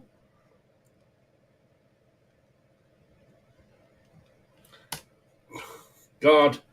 It's men against boys. That was my point, Gray. 1000%. Is it just me or does anybody else agree? Men against boys.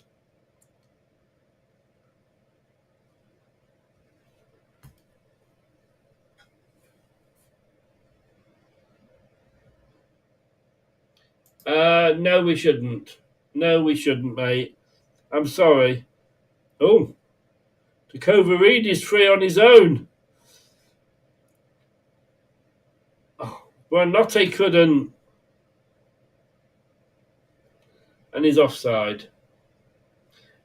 No, we need to make a break while he's at the club. He'll still no.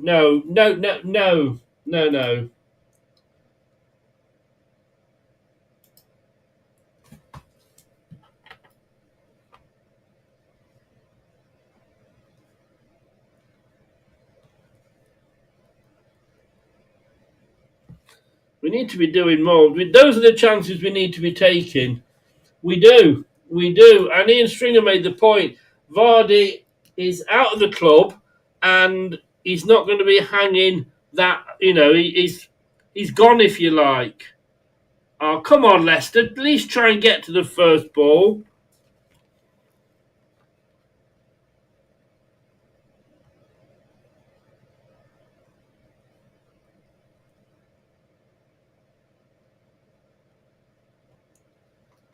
Given away by Leicester. How often have we had £1 for every time I said that?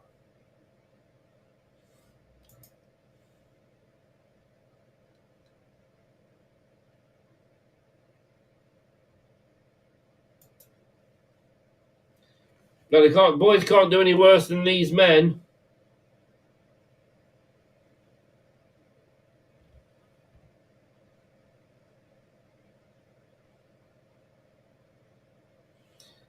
The one where I didn't put the O in, or I put the 1 and left the O up.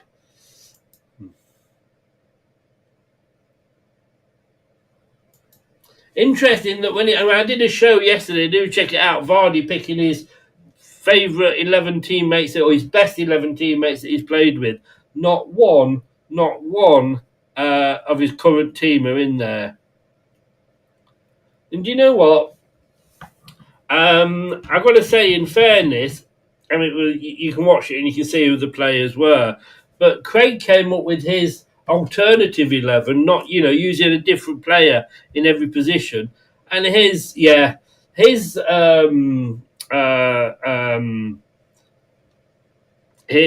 sort of 11 weren't bad, actually. Weren't bad.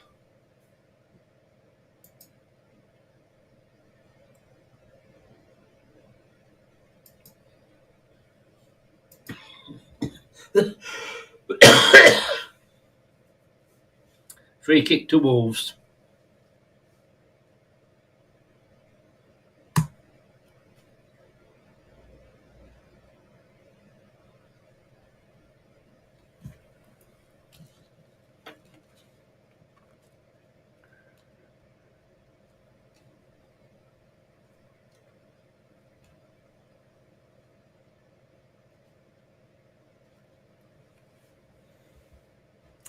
$40 minutes.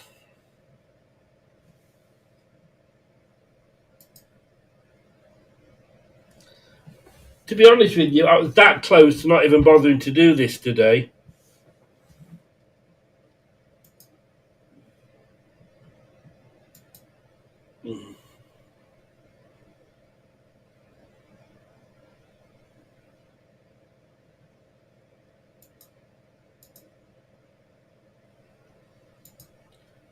That Cunha. Don't go to Man United, Cunha. Oh. It's corner to Wolves.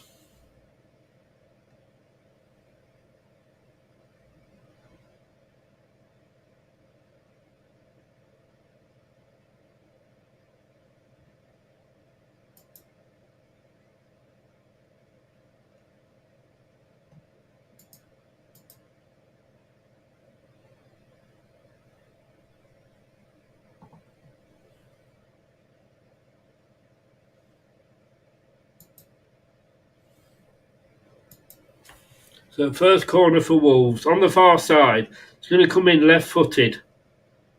It's a low one, it's a poor one.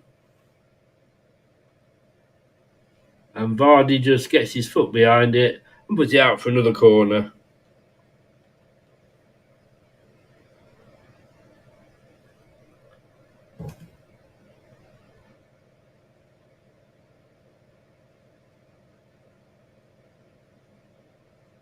Tory to take this to the corner again.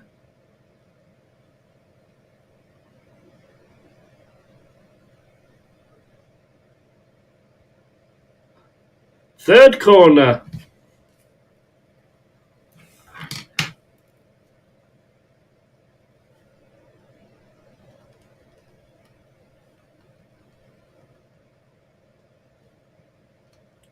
This time it's a short one.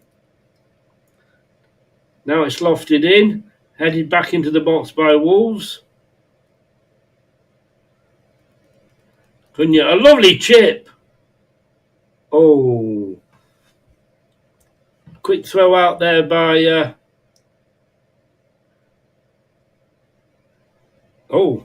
bit lucky. Oh, for fuck's sake, Dakova Reed, you wanker!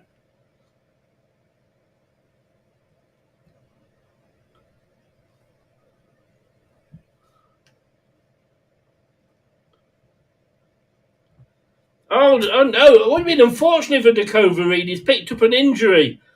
Hopefully he'll have to go off.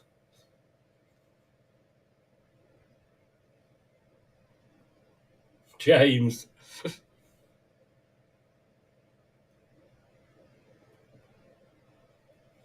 Yeah, if Vardy picked his worst, you're totally right, Ronald. Please let Dakova Reed be injured and go off.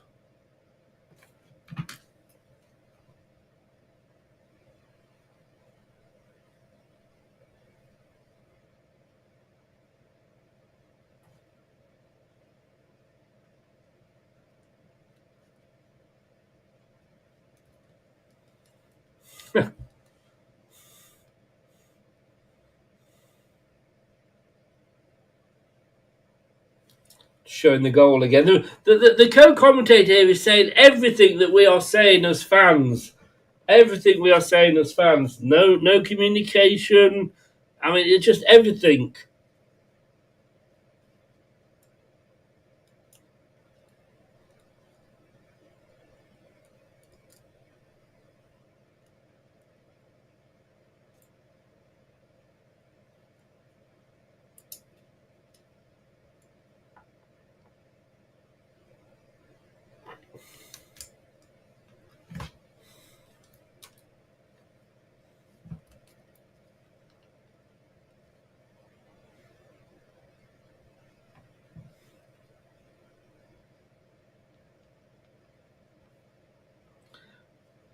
And Dakova Reed is off and AU is on.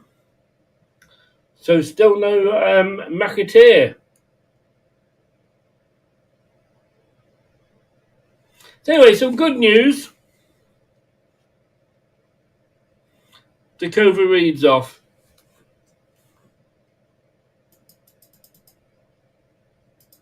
"5 minutes we've got of this shite.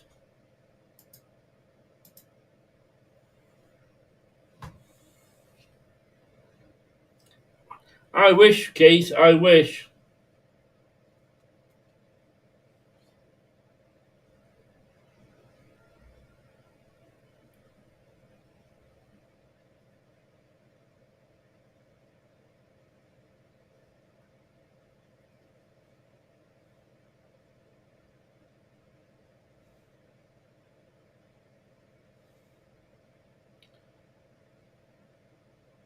Or free kick. Samari taken out.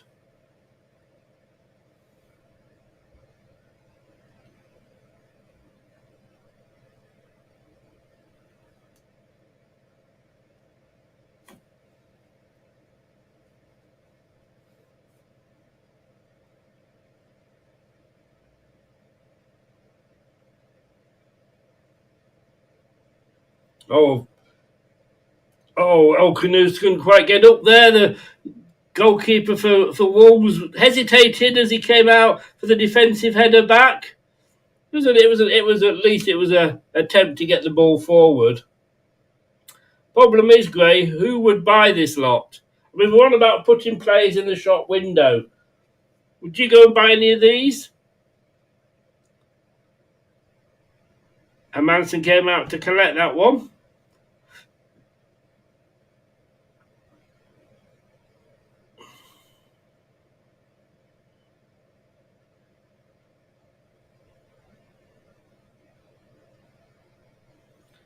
Yeah, no communication between the goalkeeper and his defenders.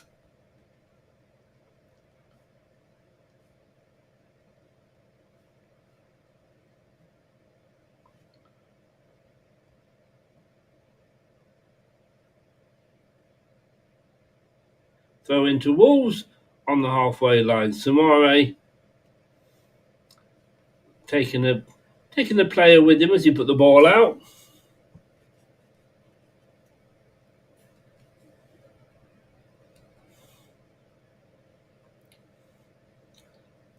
I think we struggled to give them away.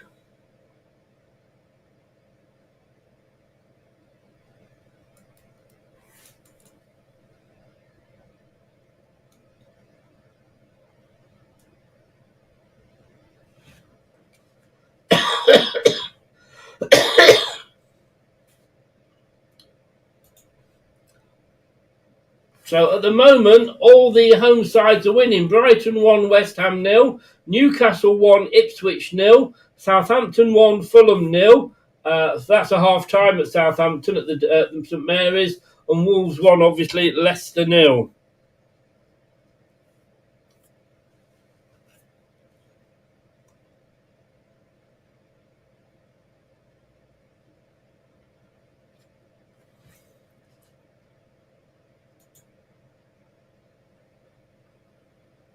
One shot on target from Leicester. Well, it's 1 up on last week.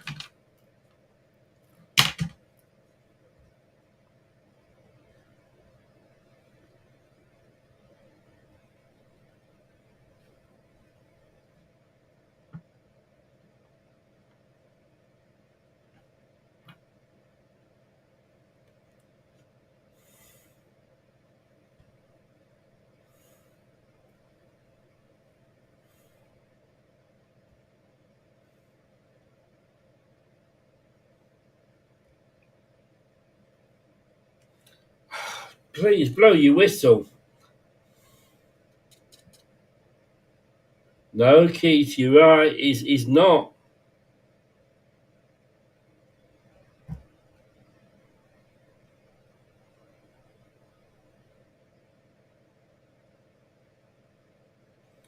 Free kick off Samare. In a very good position for Wolves. Probably the last action of the first half.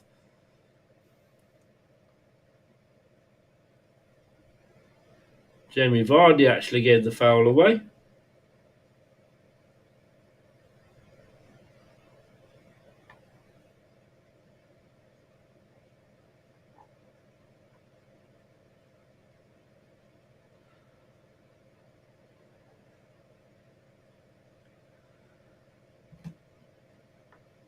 Oh God, this could easily be 2.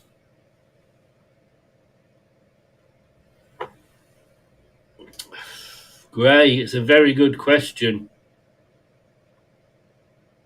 Oh, hit the wall from the free kick, but it's still with the Wolves front line. There it is. It is half time. Be back in a couple of minutes. I'll be back with Tom, and we will be talking a first half. I know. We're going to have to talk about it. I'm sorry. I'm sorry. What can I do? But we'll be back with the half-time analysis in a couple of minutes.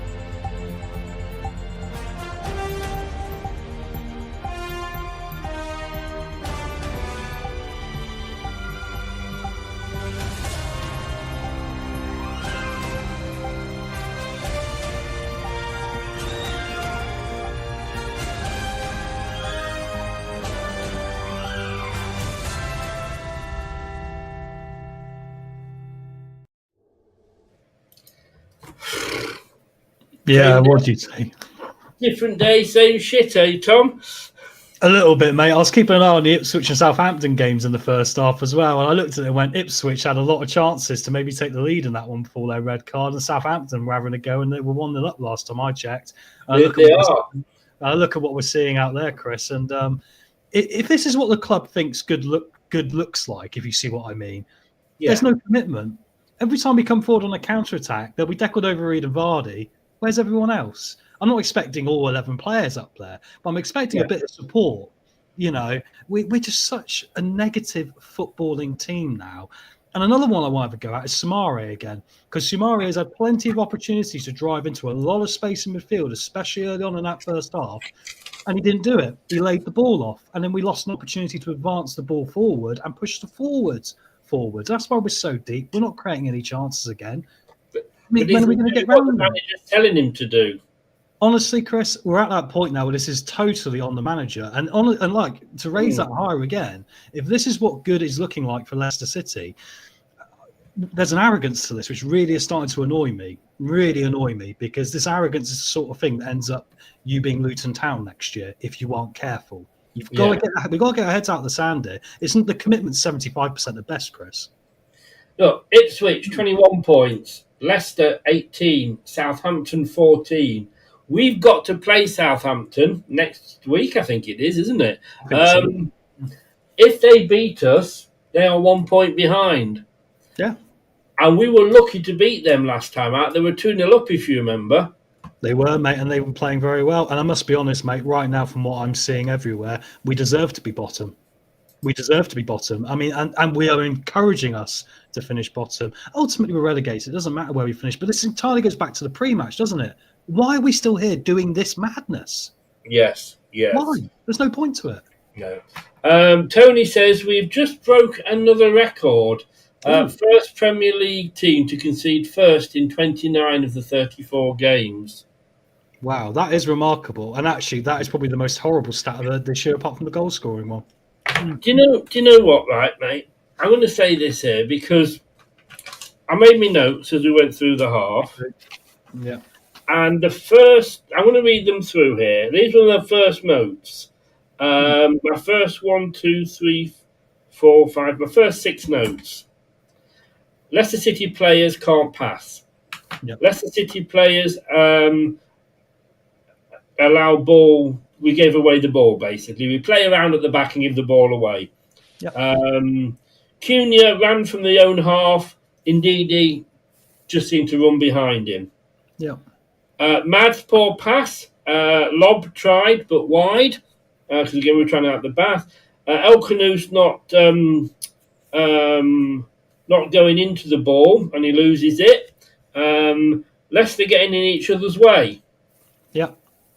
And then further down, I've got here, Wolves players find each other, Leicester City players don't.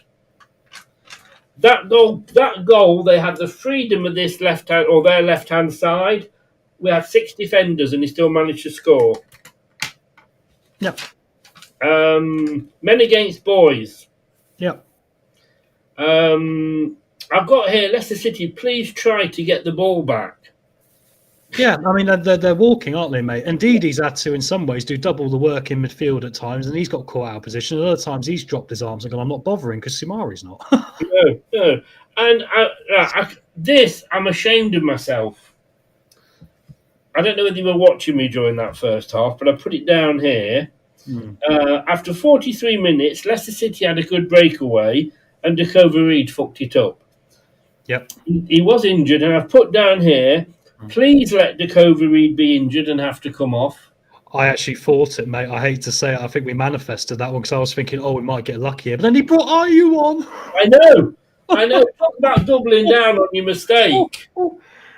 Look, you could hear the Leicester fans booing in the corner as soon as he was getting up. I couldn't hear the booing. Oh, they were. The Leicester fans were booing in that corner. Ask Kate when she comes on at the end. Honestly, they were booing. I heard it.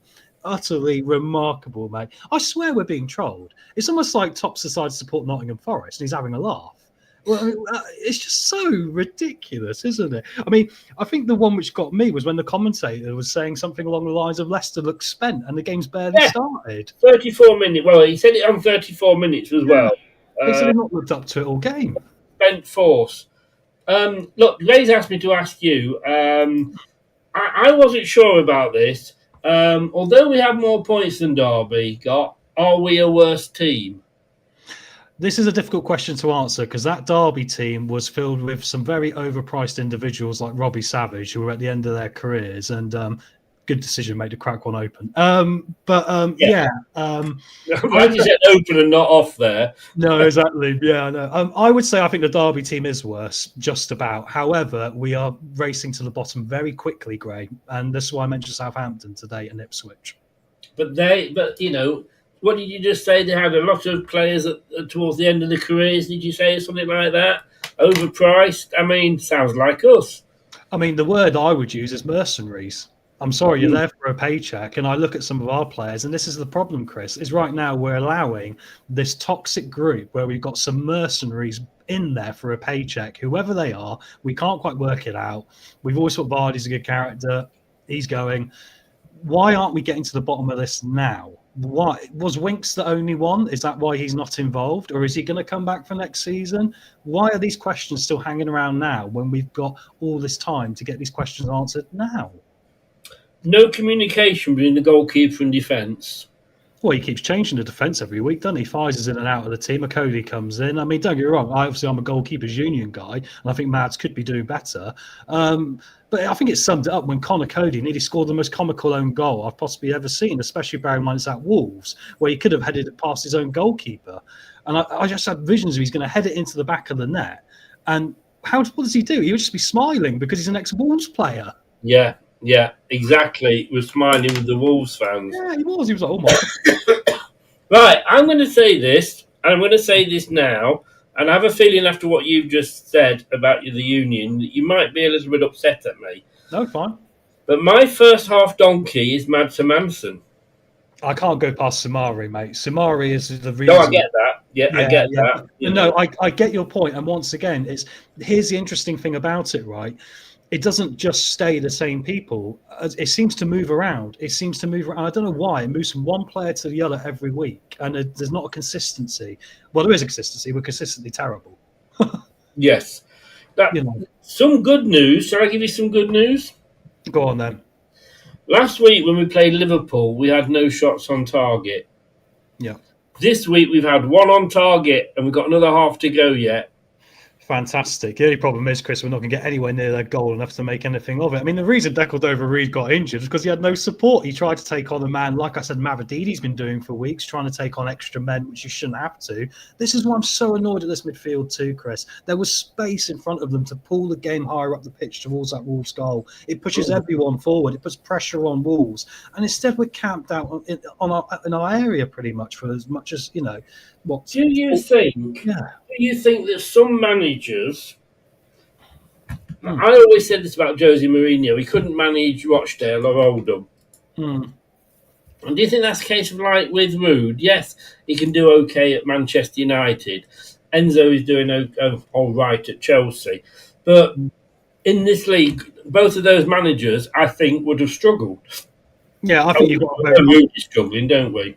Yeah, I think you've got a very good point. I think it summed it up for me when I saw Wolves make a switch of play from one wing to the other, right? And I thought to myself, I can't remember the last time I remember Leicester even switching the play. We've either been too narrow for weeks or we've been too negative. So, I mean, in fact, we can't even do that, Chris. Sums up, we can barely pass the ball. I mean, what they're doing at training, I don't know, because they don't seem to know where each other's going to be. I can't even remember when we played a pass to each other. Well, no, I mean, and every time we've got towards something, we look desperate. Remember that Bunote shot where he just drilled it off the guy's legs? And I'm thinking, it's desperate. This guy's meant to be the next Argentinian wonder kid, like a McAllister. That's what they want for him next. And it's but you need to have good players around you, don't you? You do. We've got a group of individuals, mate, who want to be elsewhere. And, I don't know how many times. You know that Wolves were down with us at the start of the season? Yeah. They're up to 13th now with 41 points as it stands. Yeah, exactly, mate. And because they've taken accountability and improved.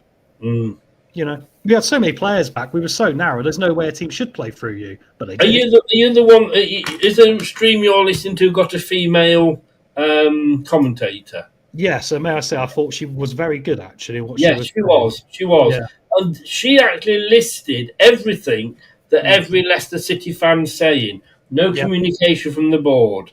Yep. Bad investment in players. The players don't know what's going on. Who's going to be here next season? Who's not going to be here next season? The inmates are running the asylum, Chris. Exactly. And that's why Vardy has apparently got so many managers fired, because it's always been this way. Please, can we end these years of chaos with how we're being run?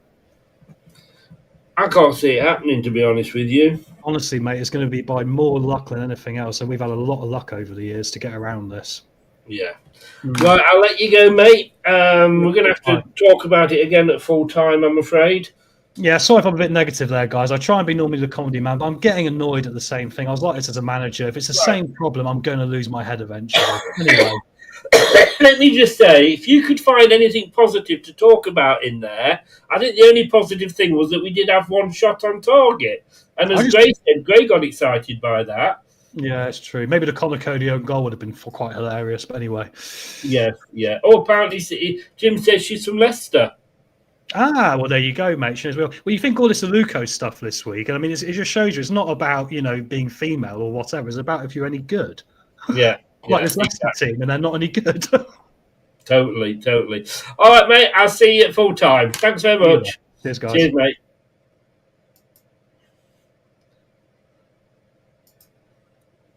So Skip is coming on, and Justin is coming on. And McAteer, 3 changes.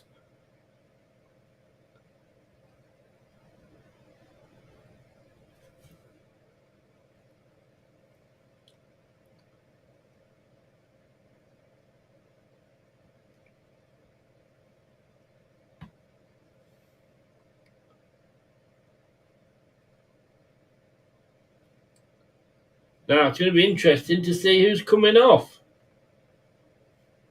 I'm sure this could be controversial.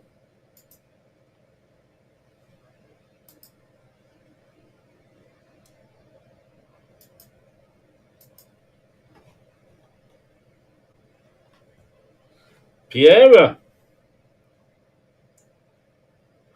Samare.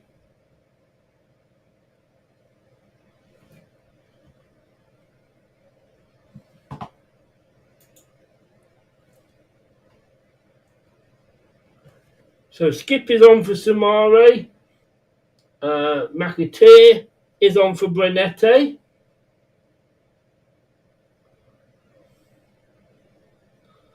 And Skip is on for Sumare. I think Brenette might have, he was struggling, he might have picked up an injury.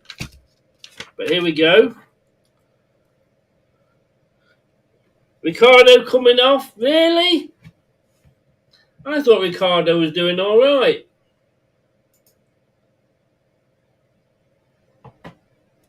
It was concussion, yeah. He was not, so, he didn't look good. He took that hit. Right, here we go.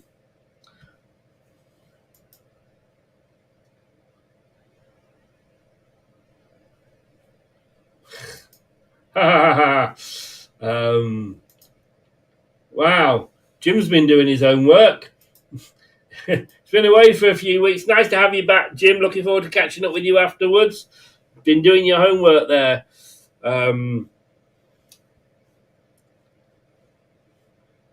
Not sure about Ricardo coming off. But let's just take the half-time scores just to catch up. Remember, Chelsea won, Everton 0 earlier. Oh, Brighton won, West Ham United won. Get in, West Ham. That'll be 3 points for me in the prediction league, but I doubt it'll end up that way. Newcastle won, Ipswich 0. Southampton still leading Fulham 1-0. And obviously Wolves here are leading Leicester 1-0. Now, you see, we've now got Skip and we've now got playing with Ndidi. And I do like those two. I do think Skip, I know there's a lot of hate for Skip, and I don't know why, because he's not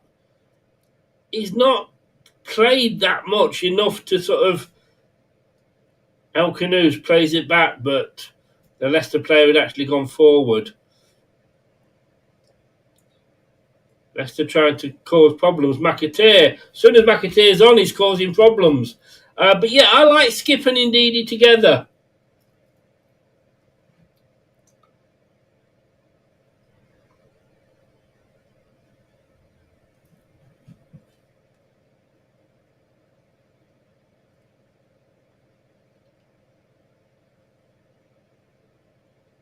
Is it 8 Nori, the player?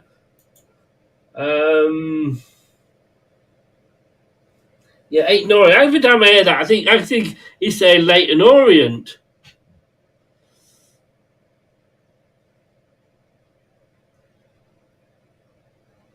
Yellow card for Wout Faes.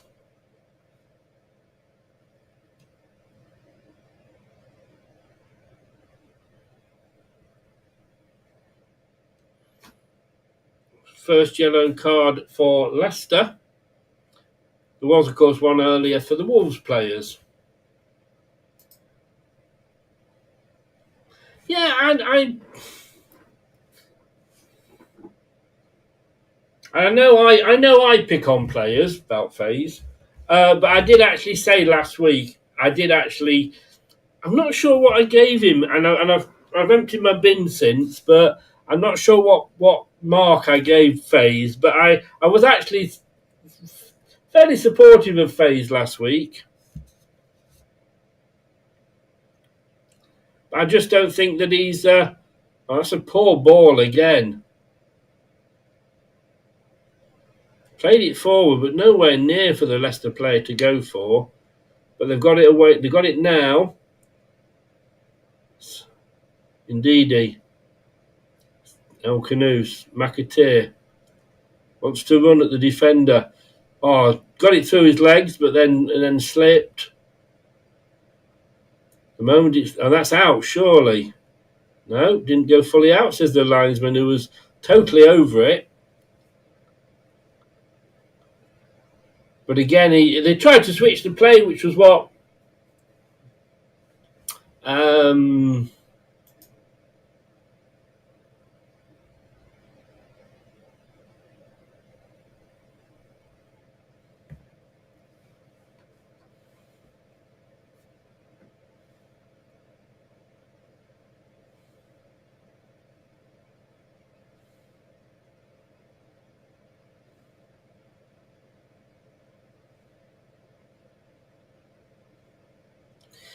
please don't let me say that Ricardo's injured again, and that's why he had to go off.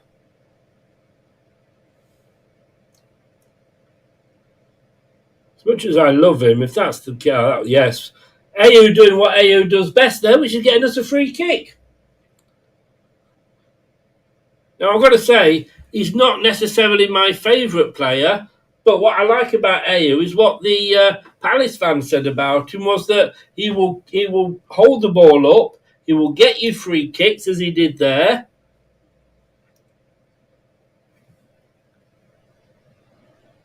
Justin, El Canoes.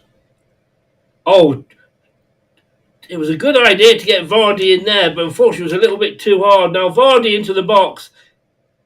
It's headed clear. And then Leicester head, but they can't get on the end of it. That was a good move.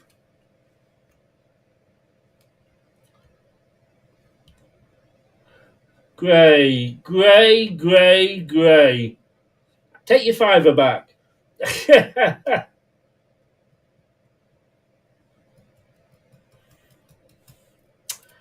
I don't really know what to say to that, Gray. You've left me speechless.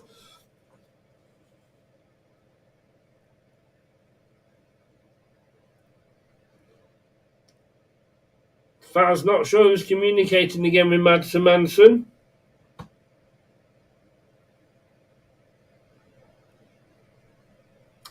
First 5 minutes of the second half gone. Probably the best 5 for Leicester. Oh, and then again, guess what? Luke Thomas does well to win the ball, then falls over himself.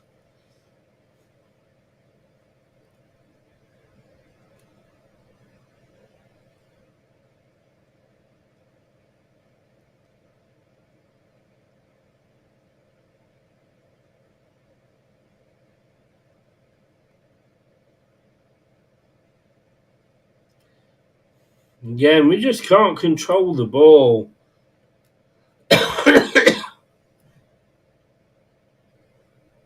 2-0, no! How did that not go in?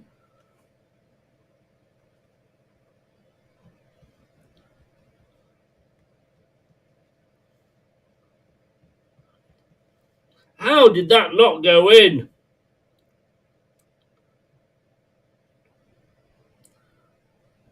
I mean, let's have a look. The light.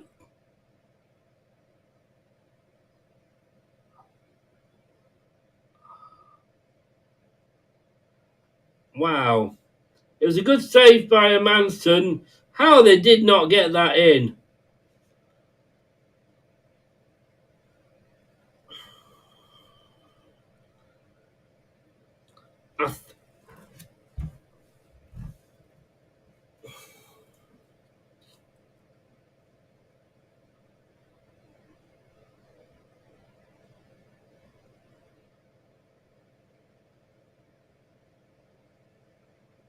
No, it's not that many touches that he's had. And we've said this before. He needs, but he's not being sort of played in really by his teammates.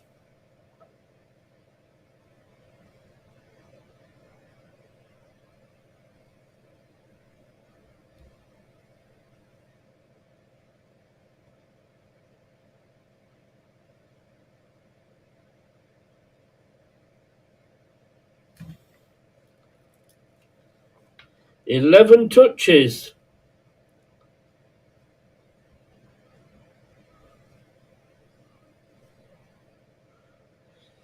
Yeah, I think they're actually sort of doubling down on Jamie Vardy because, of course, they know that how we want in a goal.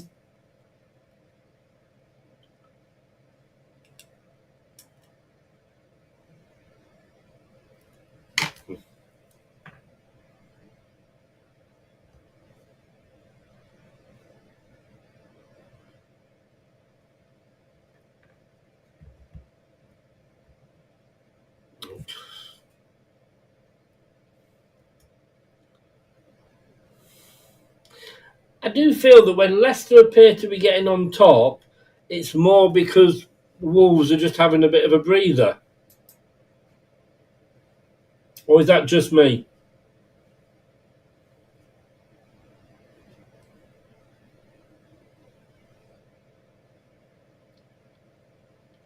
Oh! That was an effort from Molineux.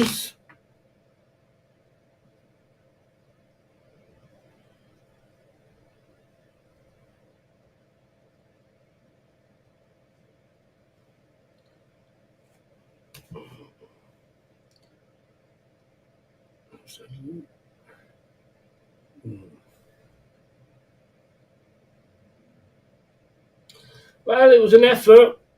It was an effort. 2-0.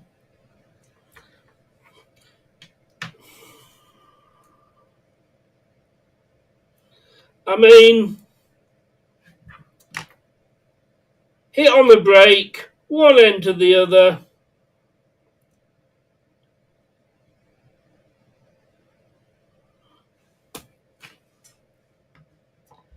That's all over, isn't it?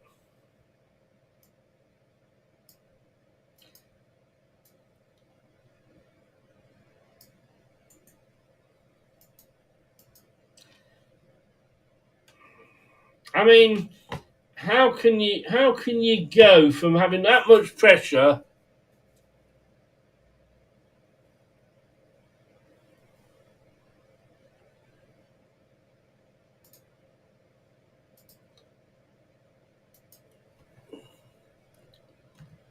Mads and Manson doing themselves no favours there. Should he have stopped that?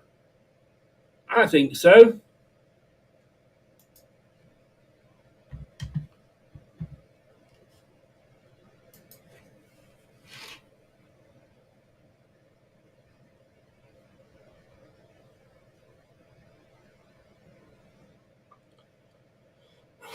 Well,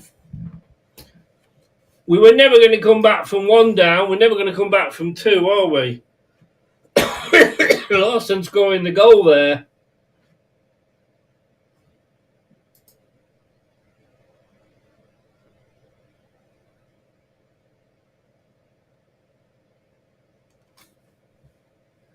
Free kick to Leicester. No, offside. Jamie Vardy offside. Who knew?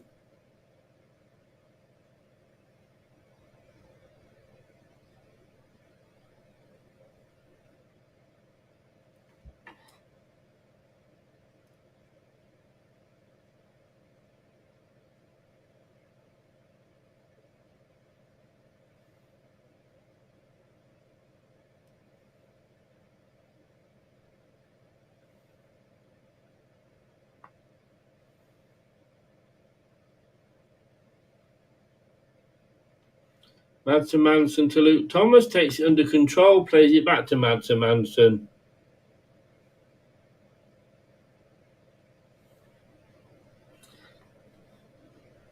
Myers, what team are you, by the way? Ayu, down this left-hand side. Indeed, he couldn't control it again.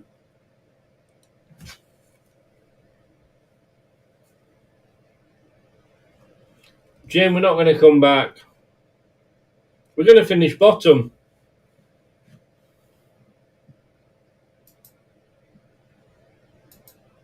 Do you know what? You know what gets me is that the Leicester fans. I mean, Ant is going to be coming on at full time. So is Kate. And the thing is, they've paid money, not only just for the ticket, but to go and watch this.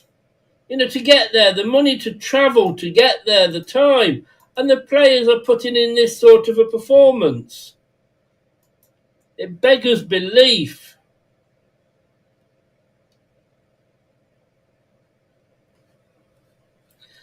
How are you feeling about Maresca? Every time I turn on a Chelsea channel, you're not very happy with Maresca. Lee is spending time with his family. He's got he's taken a step back.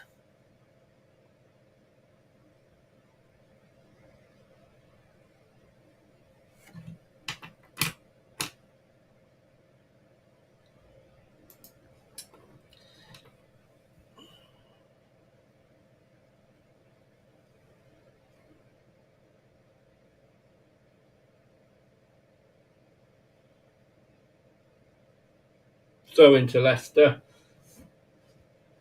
Just check the other scores for you. Newcastle 2-0 up at Ipswich now. Anything Wolves can do, Newcastle can do better. Southampton still leading at Fulham.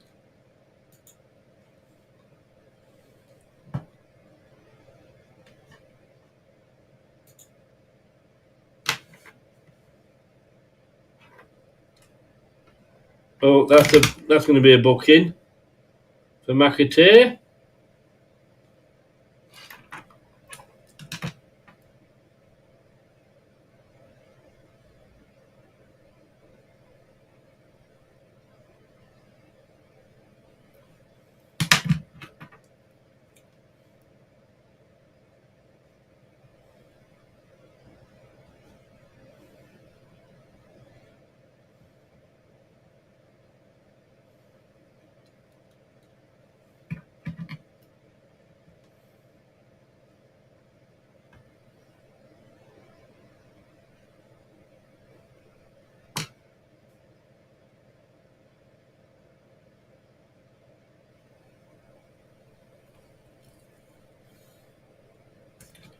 No, just can't do anything at the moment, Leicester.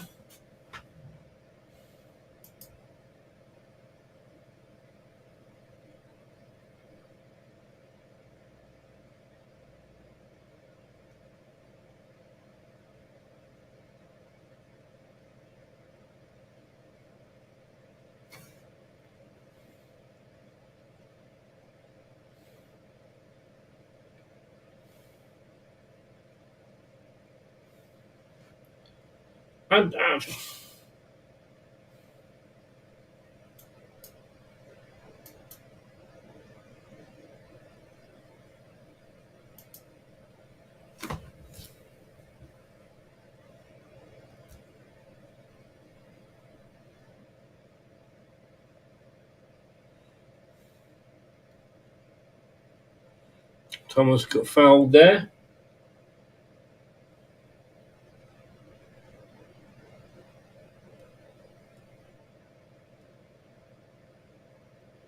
Justin McAteer on the far side, cuts inside, looking for help. Thomas chips it into the box, but it's over. Justin, did he actually jump, Justin? Oh, then it's out for a goal kick.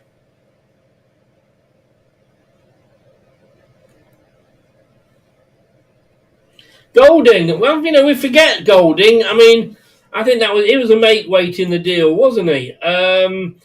Look, as a Chelsea fan, was he any good? We've not seen him. He's not been anywhere near the first team. I don't think he's been on the bench, has he? Possibly for a Caribou Fizzy Pop Cup bench.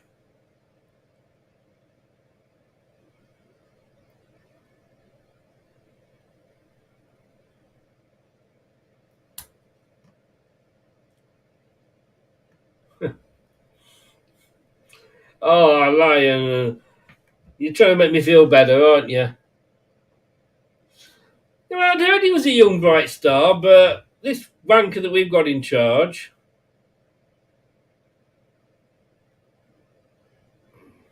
Skip had a shot, but it was high and wide.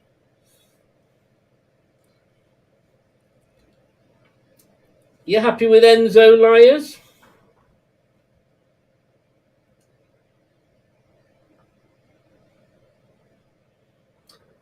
Frankie, Leeds look like they're going to be sacking Farke. He's got Norwich up twice. He's got Leeds up.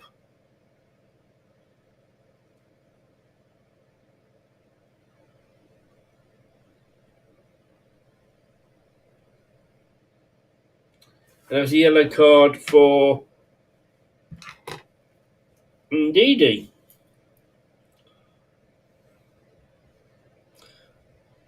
Shirt pull.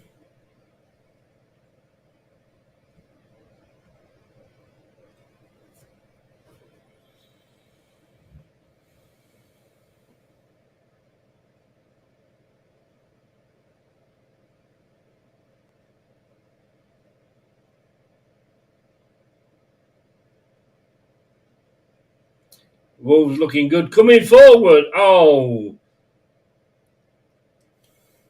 That was unlucky by Wolves. I have to say it was a good move, but they just hit it a bit too hard. Now, I get that. I'm hearing that from a lot of Chelsea fans. And that's when we played each other recently and some of your channels. I think if he'd stayed, we would be struggling because it's that type of football isn't working. I think you've got a better standard of player than we've got, so he probably gets away with it. Surprised Chelsea was the move he went for. I'm not saying that he shouldn't have done because obviously you can't turn these things down when they come your way.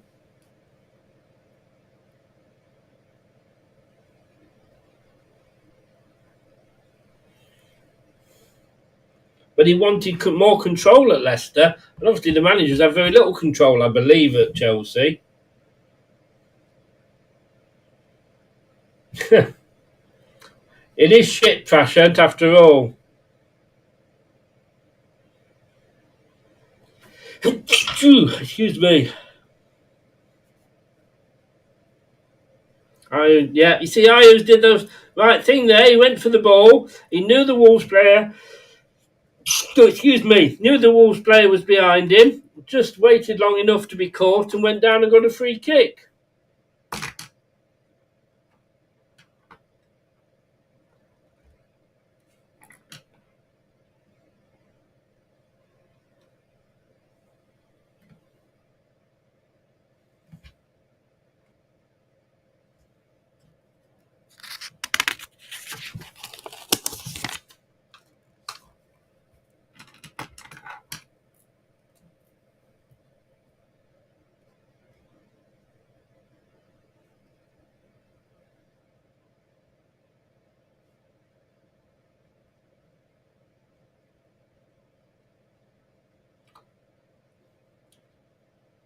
Oh,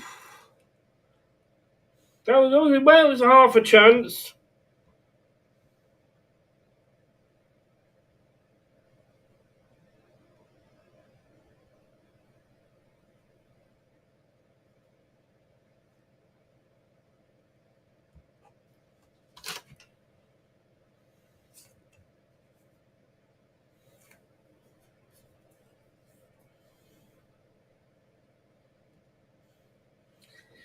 I mean, we were 7 points clear of Leeds, but it looked worse than it was. But yeah, to go from 17 points ahead of second down to 1, we did just crawl over the line. You're quite right.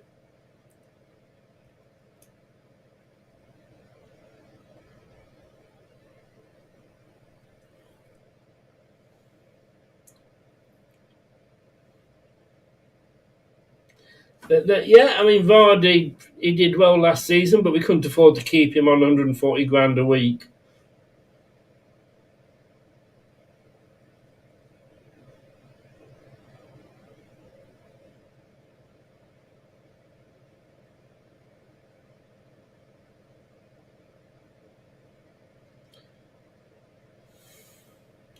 Long ball forward, but it's headed clear by Altonori. And it's a throw into Leicester, quickly taken.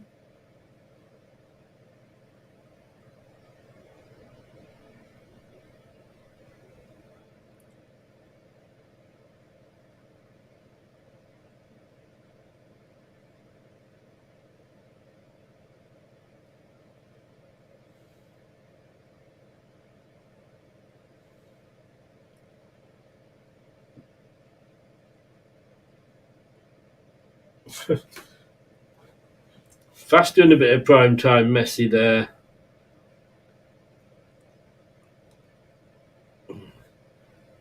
El Canoes, Vardy, 1-2! Vardy's through! Penalty! Yeah, it's a penalty! It's a penalty!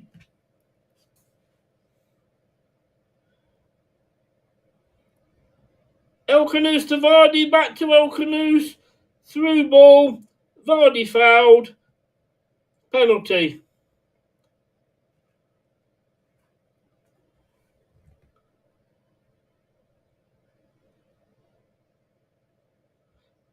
Well.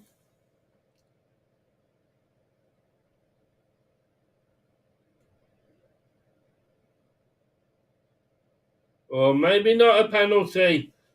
Maybe not.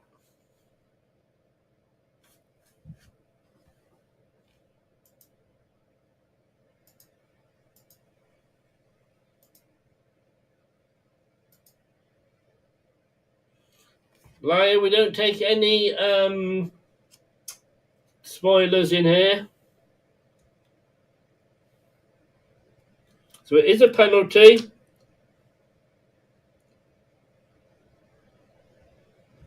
Is this going to be Jamie Vardy's 199th goal?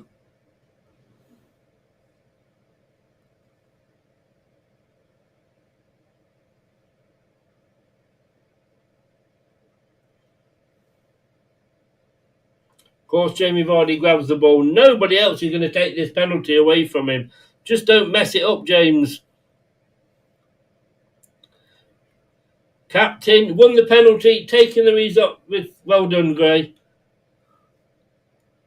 He's scored 4, missed 1 this season.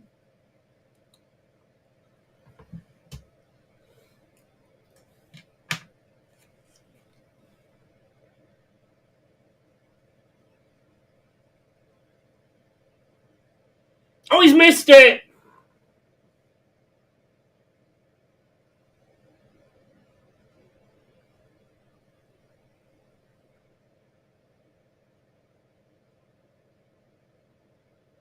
It wasn't the best.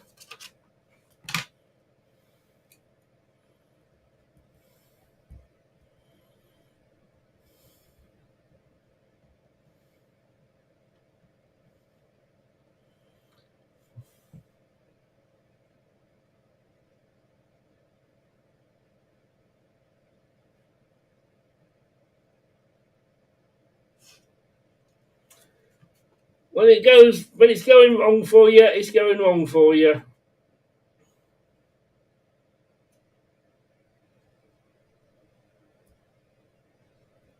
That was arguably Leicester's best move.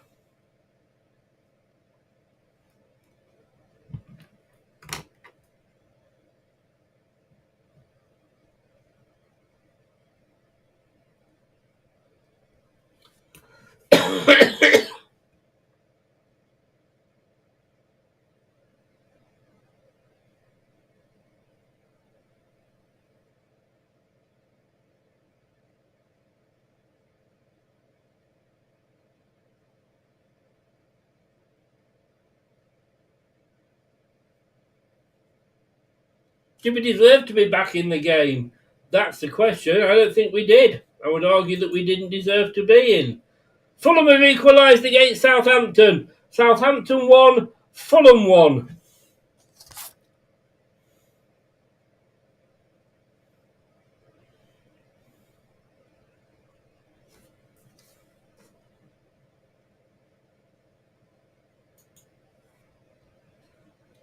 Yeah, it does. When things are going wrong for you, Grey, they go wrong. Blue, sorry, they go wrong for you.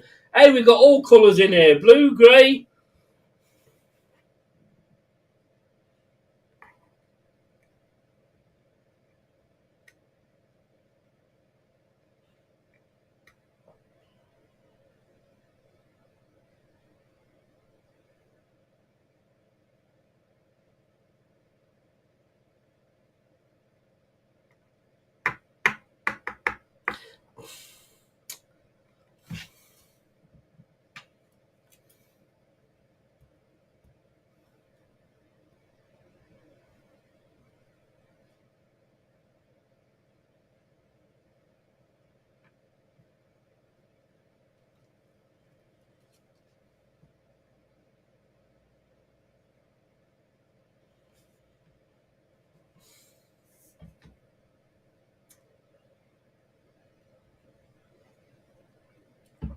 That's interesting. I didn't know that. Dean Smith, Charlotte manager, obviously ex-Leicester manager. Christian Fuchs is his assistant, as wanted at Jamie Vardy.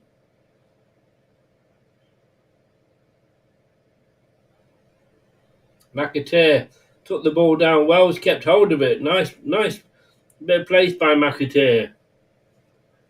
Thomas to Ayew on this near side. Plays the ball in. El Canoes crosses it over, a bit too hard though. Justin will keep it in though, on the far side. Back to Skip. And then the advantage we have is gone as it's played back into our own half.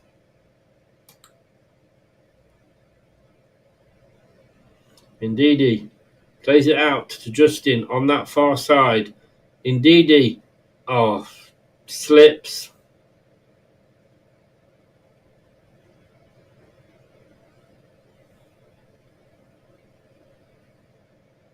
They just look so assured on the ball.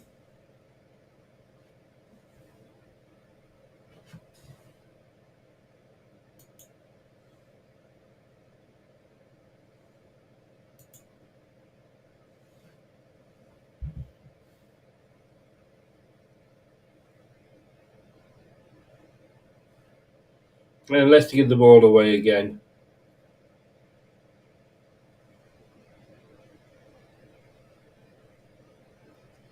Skip involved with a bit of handbags there.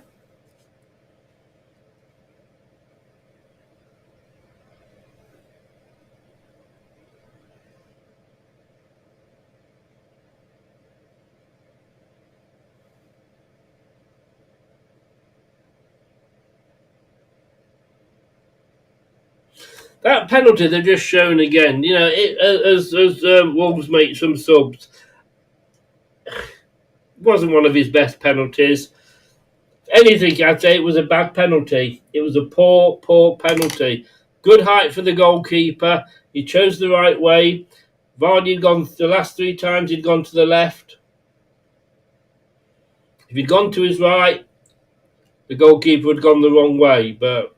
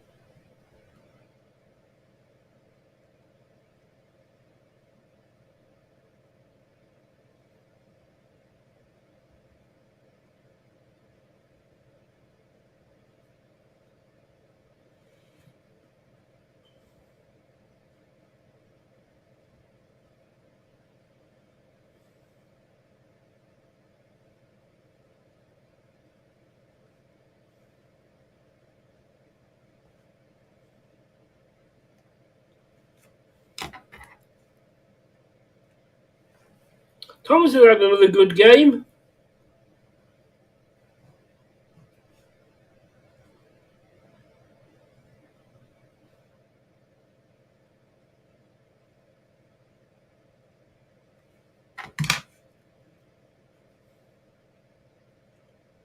Oakenloo's trying to do too much. Loses it.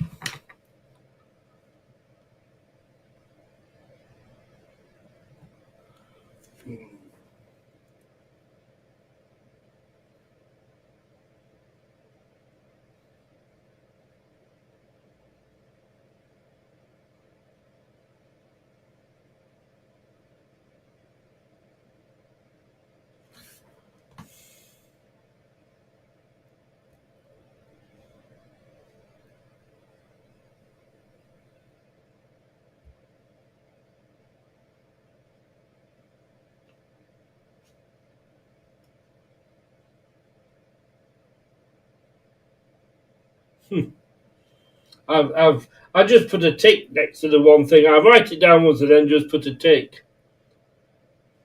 Oh, it's just going to be 3. Oh, it's a goal kick. Played through.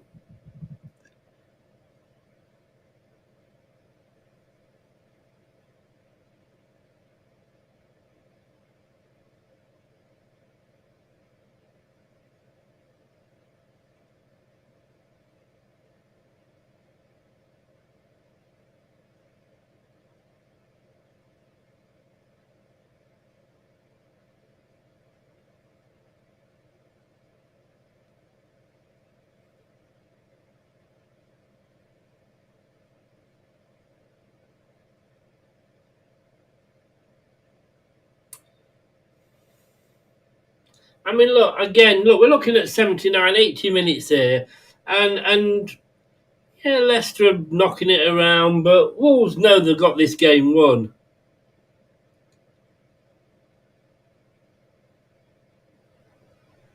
And then we lose it again.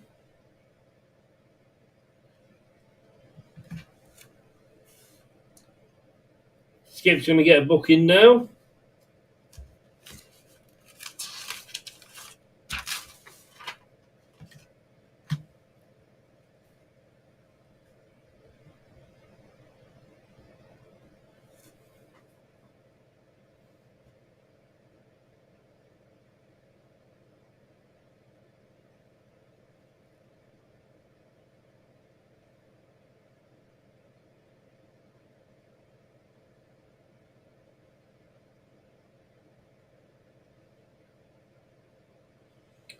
Bloody hell, Skip was a former England under-23 player.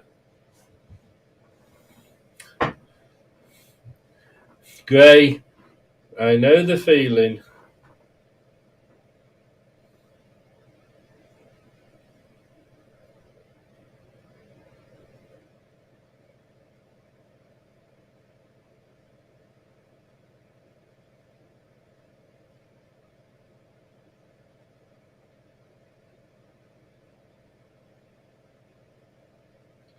Oh. Acrobatic clearance overhead there from the Leicester defender, Jamie Vardy, I think it was, but didn't see what Wolves are trying to do, but it didn't come away. Now, oh, he's got past 3 Leicester defenders, 4 Leicester defenders. A chip over, Faze will let that run out.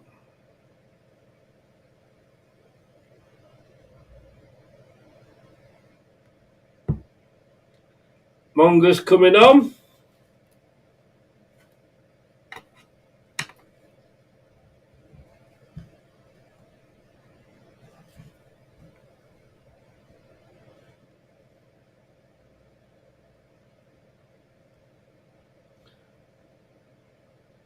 Monger is on. Number 93.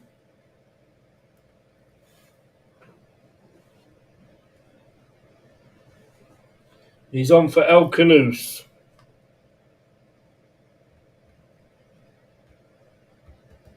I mean, if he is off to Manchester City, Chelsea, wherever, the fact that we're playing him at least we will get more money for him.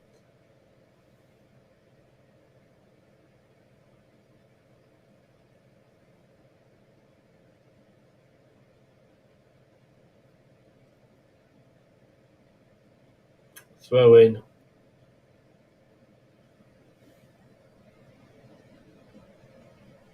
Jeff, neither of them two things are going to happen.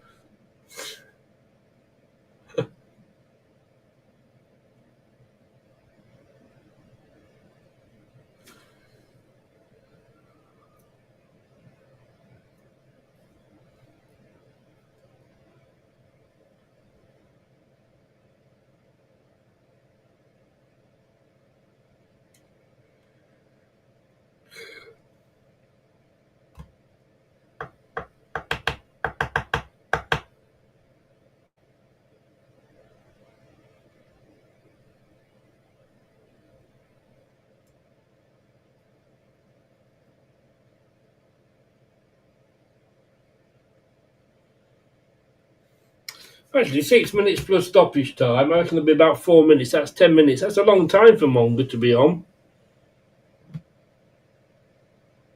Just a throw into Wolves on the far side, near the corner flag.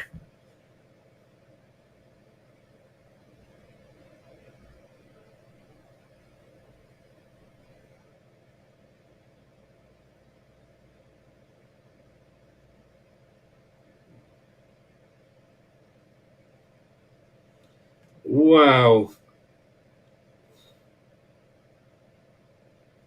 3-0.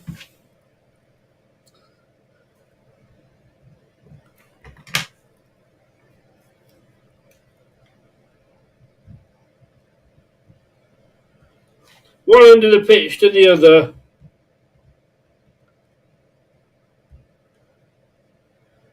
And it's 3-0. And for fuck's sake.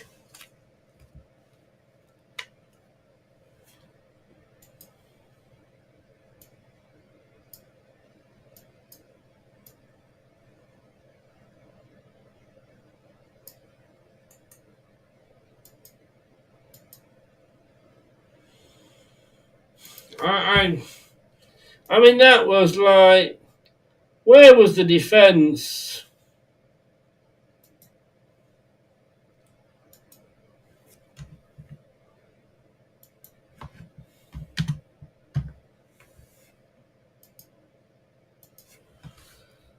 It was one end of the pitch to the other.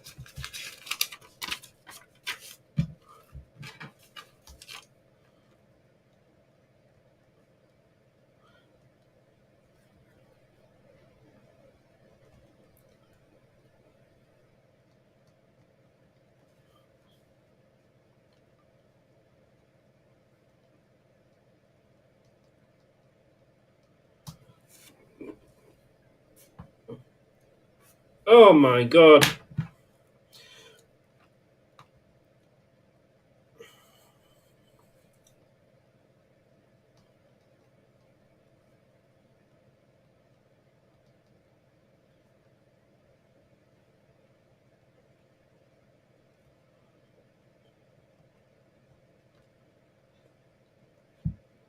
We're not going to get promoted.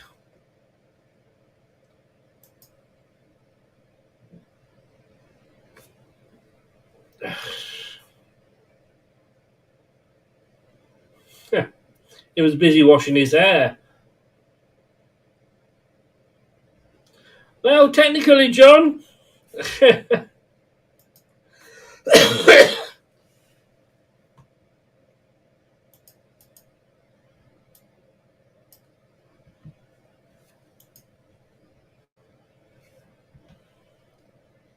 it going to stay that? Let's have a look what's happening in the other games. So, Chelsea 1, Everton 0 from earlier. Brighton 3, West Ham 2. My God, that escalated quickly. Newcastle 3, Ipswich 0. Southampton 1, Fulham 2. Fulham have got a goal at Southampton. And then Wolves 3, Leicester City 0. So, my 3 points gone out the window, Brighton, West Ham. Somebody not go 3-2. No, not for that game. But at the moment, I'm on for 3 points for Southampton. Mind you, so's half the other rest of the people as well.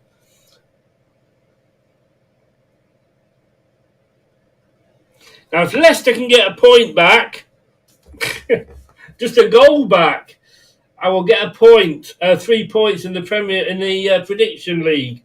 Vardy only got that fucking penalty.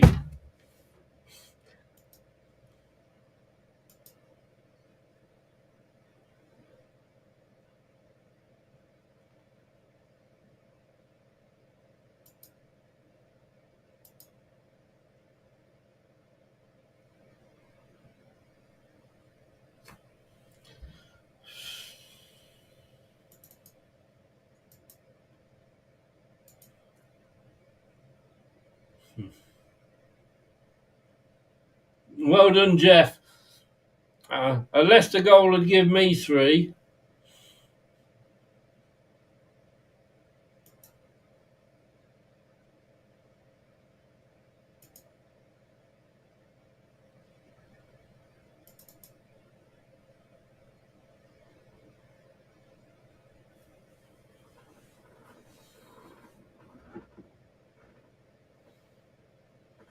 And we give away the ball again so easily.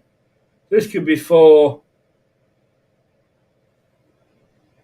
Oh. I think it was Thomas possibly got his foot in the way.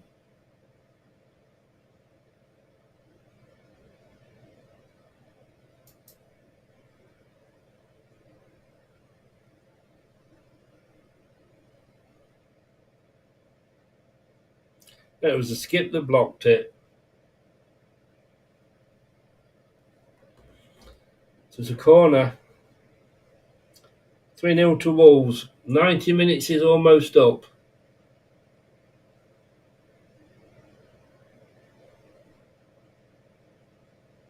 Panic defending by Leicester.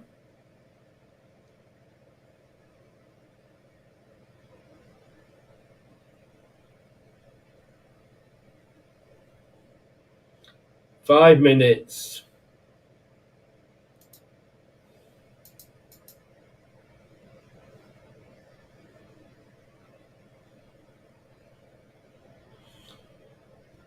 Another 5 minutes of this absolute trash I've got to watch.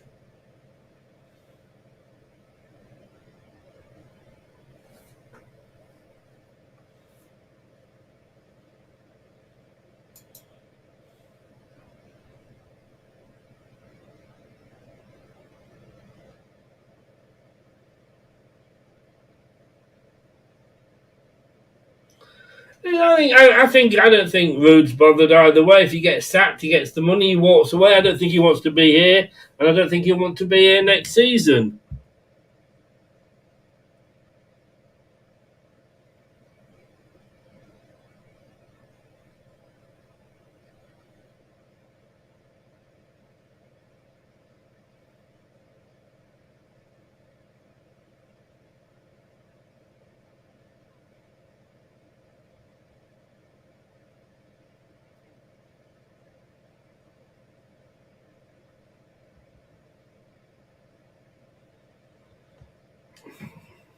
Please just...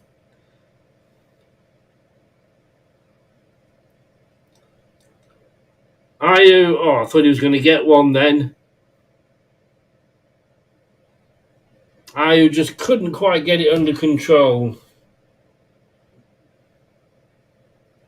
Yeah.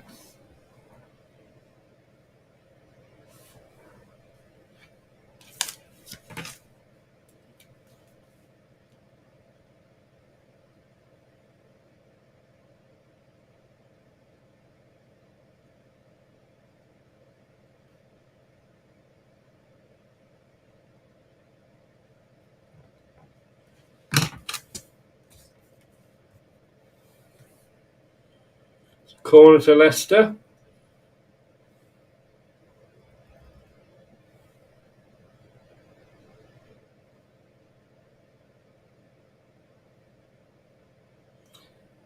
Who's going to take the corner? Prescient, you're probably right.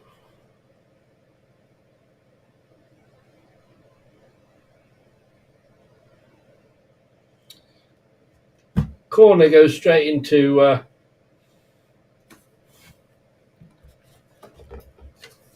So it's finished. Brighton 3, West Ham 2.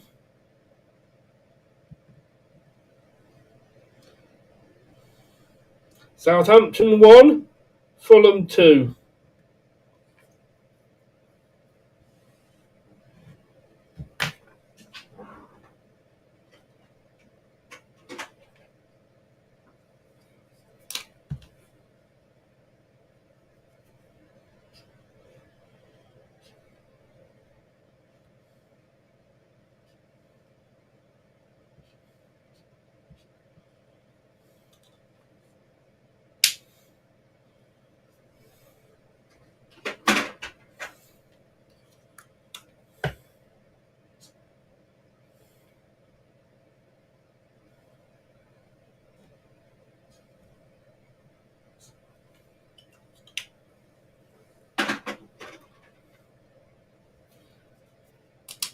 No, we probably won't win another game. We don't deserve to win another game.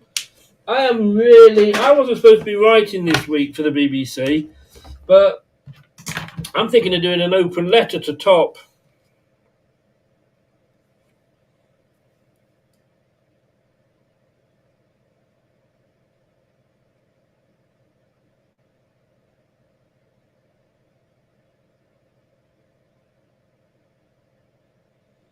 Roger goes down. No penalty, he said. 30 seconds. And it's Newcastle 3.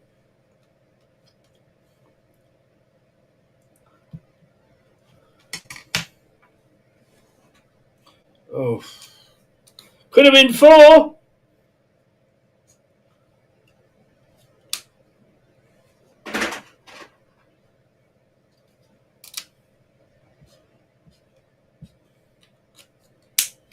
There it is. Full time.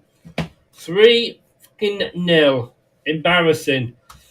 We'll be back in a few minutes, guys. I don't know. I want to go and jump out my window at LTID Towers. It's absolutely embarrassing.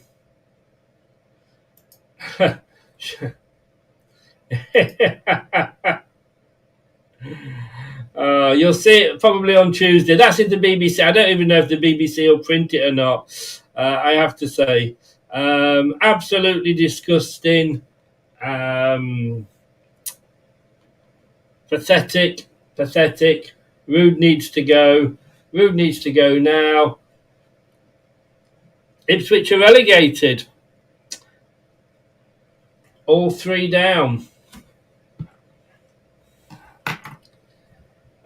I really just don't know what to say. Right, guys, I'm going to go. I'll be back in a few minutes. I'll be joined by my colleagues, and we will be doing the post-match. Don't go away.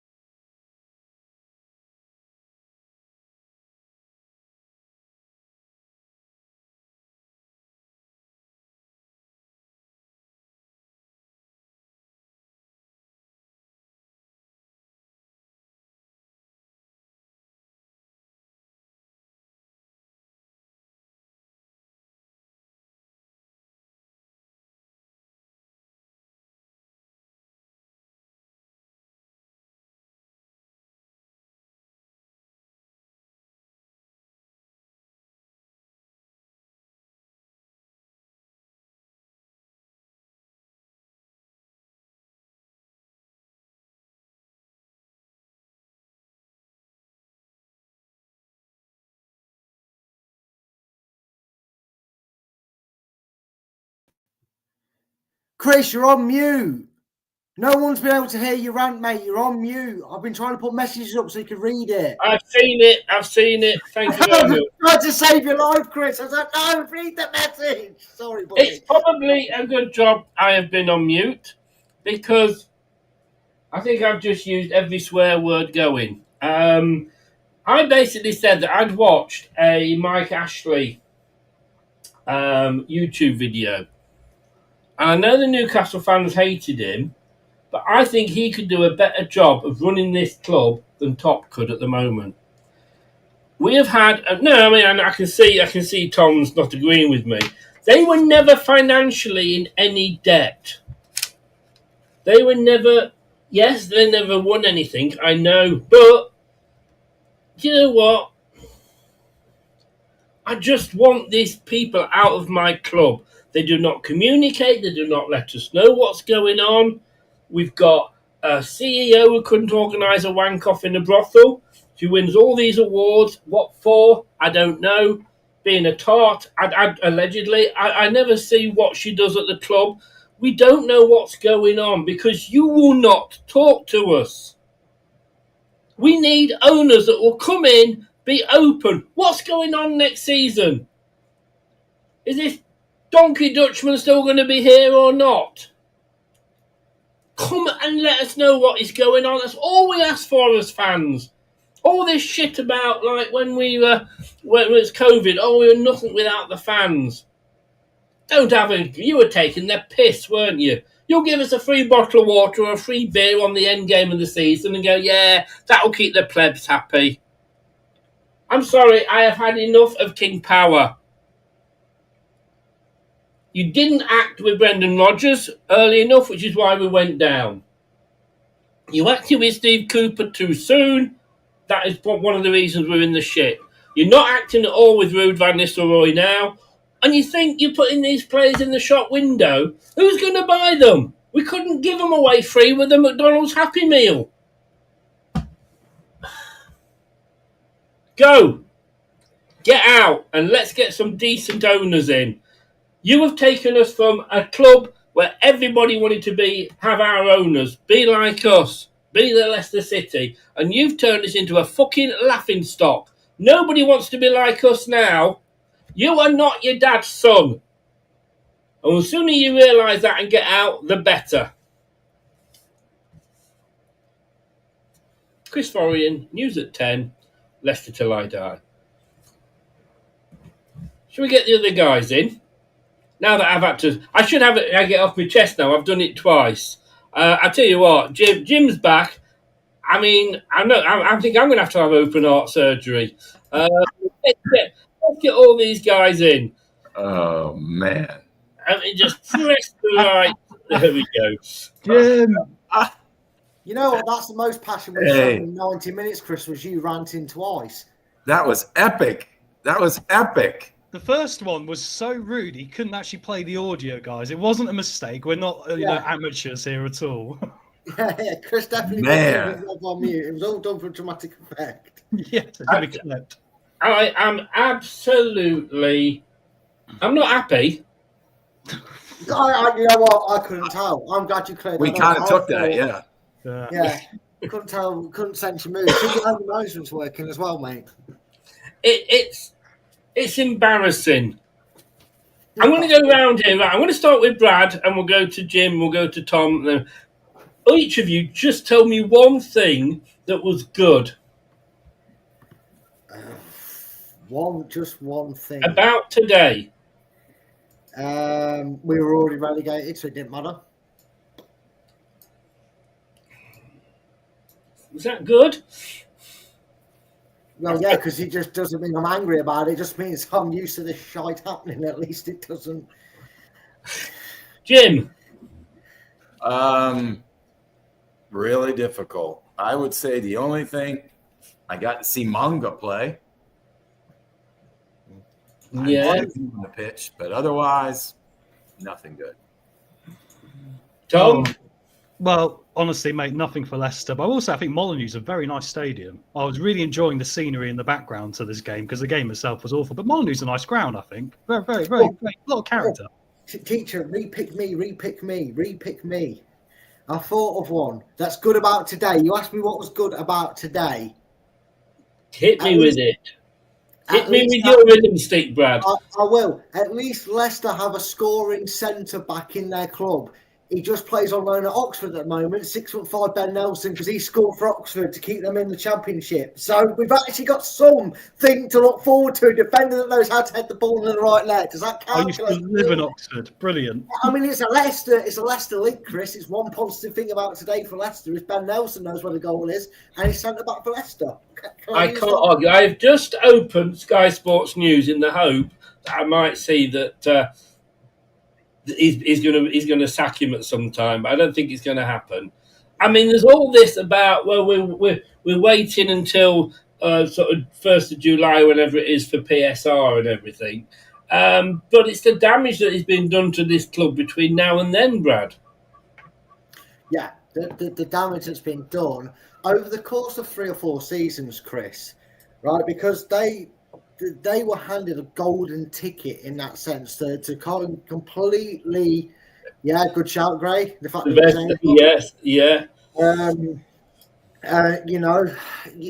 were handed a golden ticket in the weirdest sort of way because we've kind of come through the turmoil. We ducked and weaved a bullet after getting out of the Championship at the first attempt. And then Saul Goodman, Breaking Bad fans will know who I'm on about there, becomes our lawyer and gets us out of trouble with the EFL thanks to clever wording. And we were handed survival on a plate, Chris. And when shit sticks around, shit stinks, and it gets worse.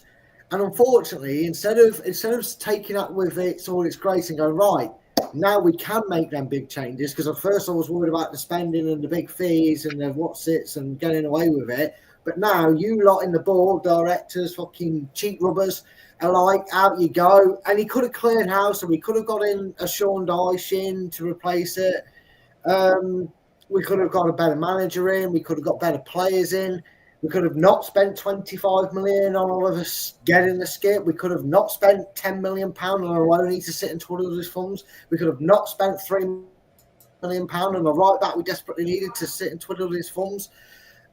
The whole thing was holding a golden ticket to get them out of the shit, and they just went, looks fake that. I don't want that. It's like Charlie Bucket chucking it away at the end of the, you know what I mean, and just deciding to stay with his family. Jim, are you glad to be back? Glad to be back. Glad to see you fellas. Not glad to see this again. It was very similar to what I saw before I went out for a while. Very disappointing. Well, can I just say, it's nice to have you back, mate. Thanks. Appreciate it. And everybody online, I keep getting all the nice messages. It's great to be back. Good. And how was your bed with that male doctor? You and your AI, I swear. Can I just say, I didn't ask for that. In my defense, I just asked for you in a hospital bed. It's an American AI, and he put you in bed with the male doctor. I don't know. That wasn't to do with me. No, if it would have been you, you would have had Donald Trump's face on it. I know. This is very true. This is very true. No, it's all good. And JD Vance, a very nice threesome. Tom, look, I was ranting, but it's a fair point that Mike Ashley at Newcastle, when he sold them, they were financially sound. Yeah, I wasn't disagreeing with you, Chris, what you saw, in the green room. I was just more, my head was in my hands because I was like, where do we go from here again? It's the same conversation every week, right? I've tried to defend the ownership a bit. I've tried to go, look, I still appreciate everything that's happened. I know this causes problems in the fan base, living too much potentially in the past rather than looking to the future.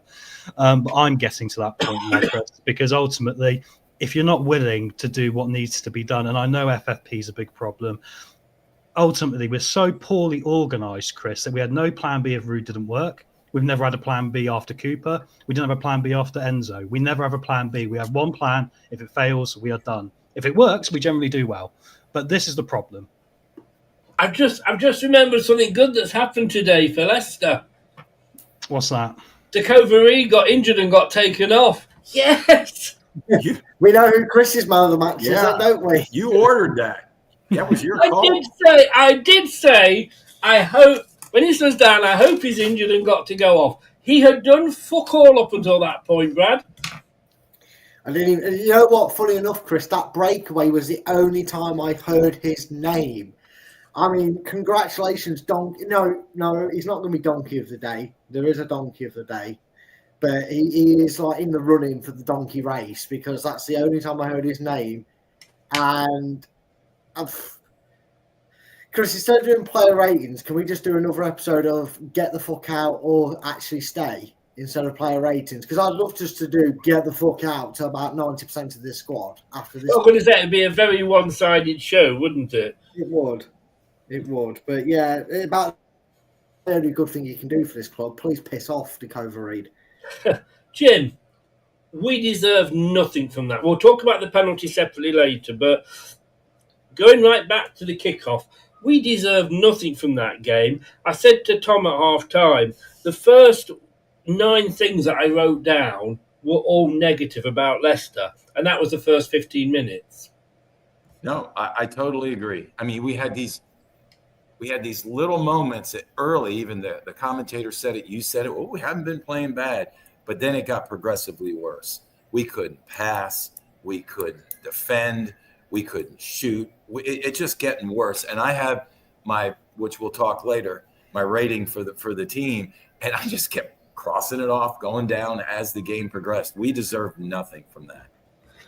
Quite right. I think I mentioned this. I don't know if I certainly mentioned it during the watch along. I think this came in the second half.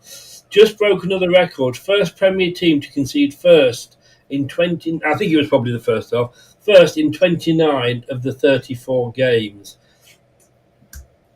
I mean, how many more records can Rude take us to? Do you know? I tell you what, because I think we did discuss that at half time, didn't we, Tom? We did, yeah. It came up at half time. It was a very good point, yeah.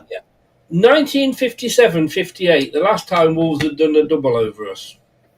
Wow. There you go, eh? It just shows you how it swings so quickly, doesn't it, mate? It's remarkable. Defensively, it's interesting, right? Just to quickly mention the defence. Do they know if they're playing an offside trap or not? Because the amount of times they were either stepping up or one of them would end up loose on his own at the back like a lost sheep from a flock.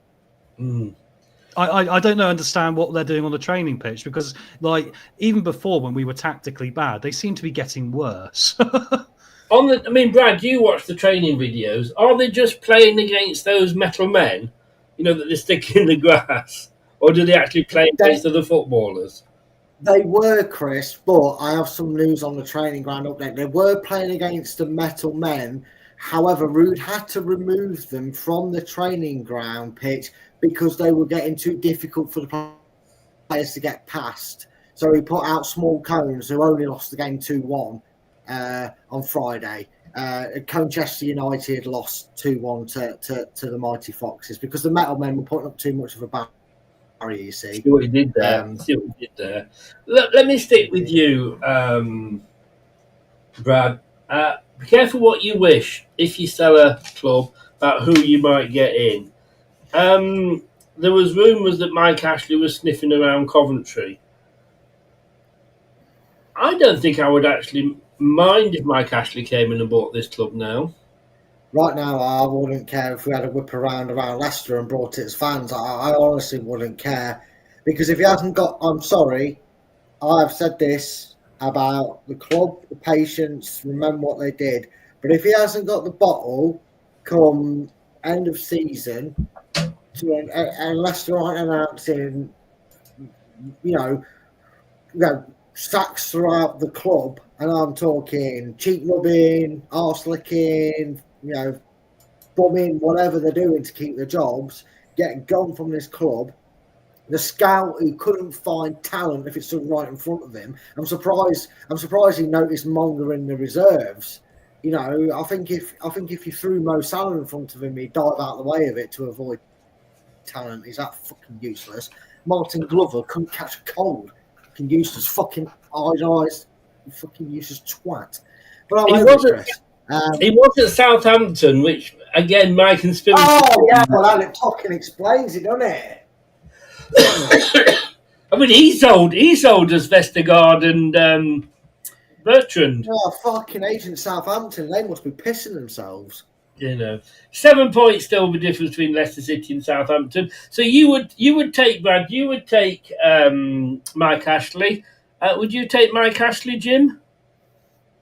I don't know. I think a change is looming. I'm not familiar enough to make that call, but I just know what we've got right now isn't good, and I don't see it getting any better with the current administration, current ownership. Yeah, I mean, I don't know if did I ask you? Would you take Mike Ashley, Tom? I'm going to say no for the moment because I want to give them one last chance, and I hope they see what I'm about to say. He goes today. John Rudkin, if you're listening, or if you watch this video back and Top's away, you do it. He goes on gardening leave. He goes on gardening leave tonight. It's announced as a statement with the little flag. We see the little flag, get all that sorted out, get it done today. Otherwise, there's going to be some big questions coming this week. Daedalus says here, the Mike Ashley suggestion is sarcasm, I suppose. It's a little bit tongue-in-cheek, but when did Newcastle ever get done for PSR? When did Newcastle, when they were sold as a good going concern, no debts at the club at all. They had some damn good players on this, YouTube video I was watching. They sold some bad ones. As much as he gave them money to buy, he then sold the players on, which, let's be honest with you, is no different to what Leicester do. We buy players in and we sell them off at a profit. So he was only just doing exactly the same. And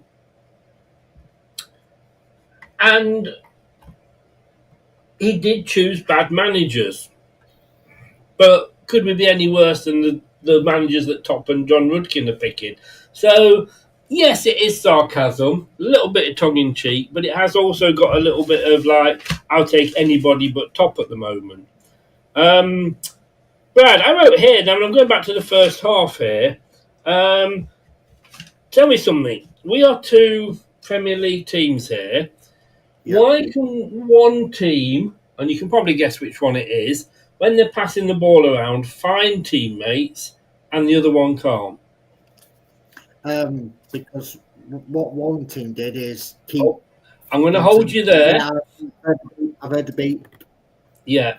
And we will... Oh, look at that. There's so many of us. Kate. Hello. Hello. That was another pathetic show, wasn't it? That was what, sorry? Another pathetic show. I don't think it was that good, to be fair. I just said, and bear with me on this, because I did have a bit of a rant. It was a bit wasted because I was on mute and I hadn't realised. But I did it again. Brad had to literally interrupt me. I would take Mike Ashley owning this club at the moment over Top. Would you? Yes. Look, the performances aren't going to improve. I think stuff needs to be done in the summer for sure. But I'm not ready to lose that ownership, and I would never take Mike Ashley. You know when he got relegated?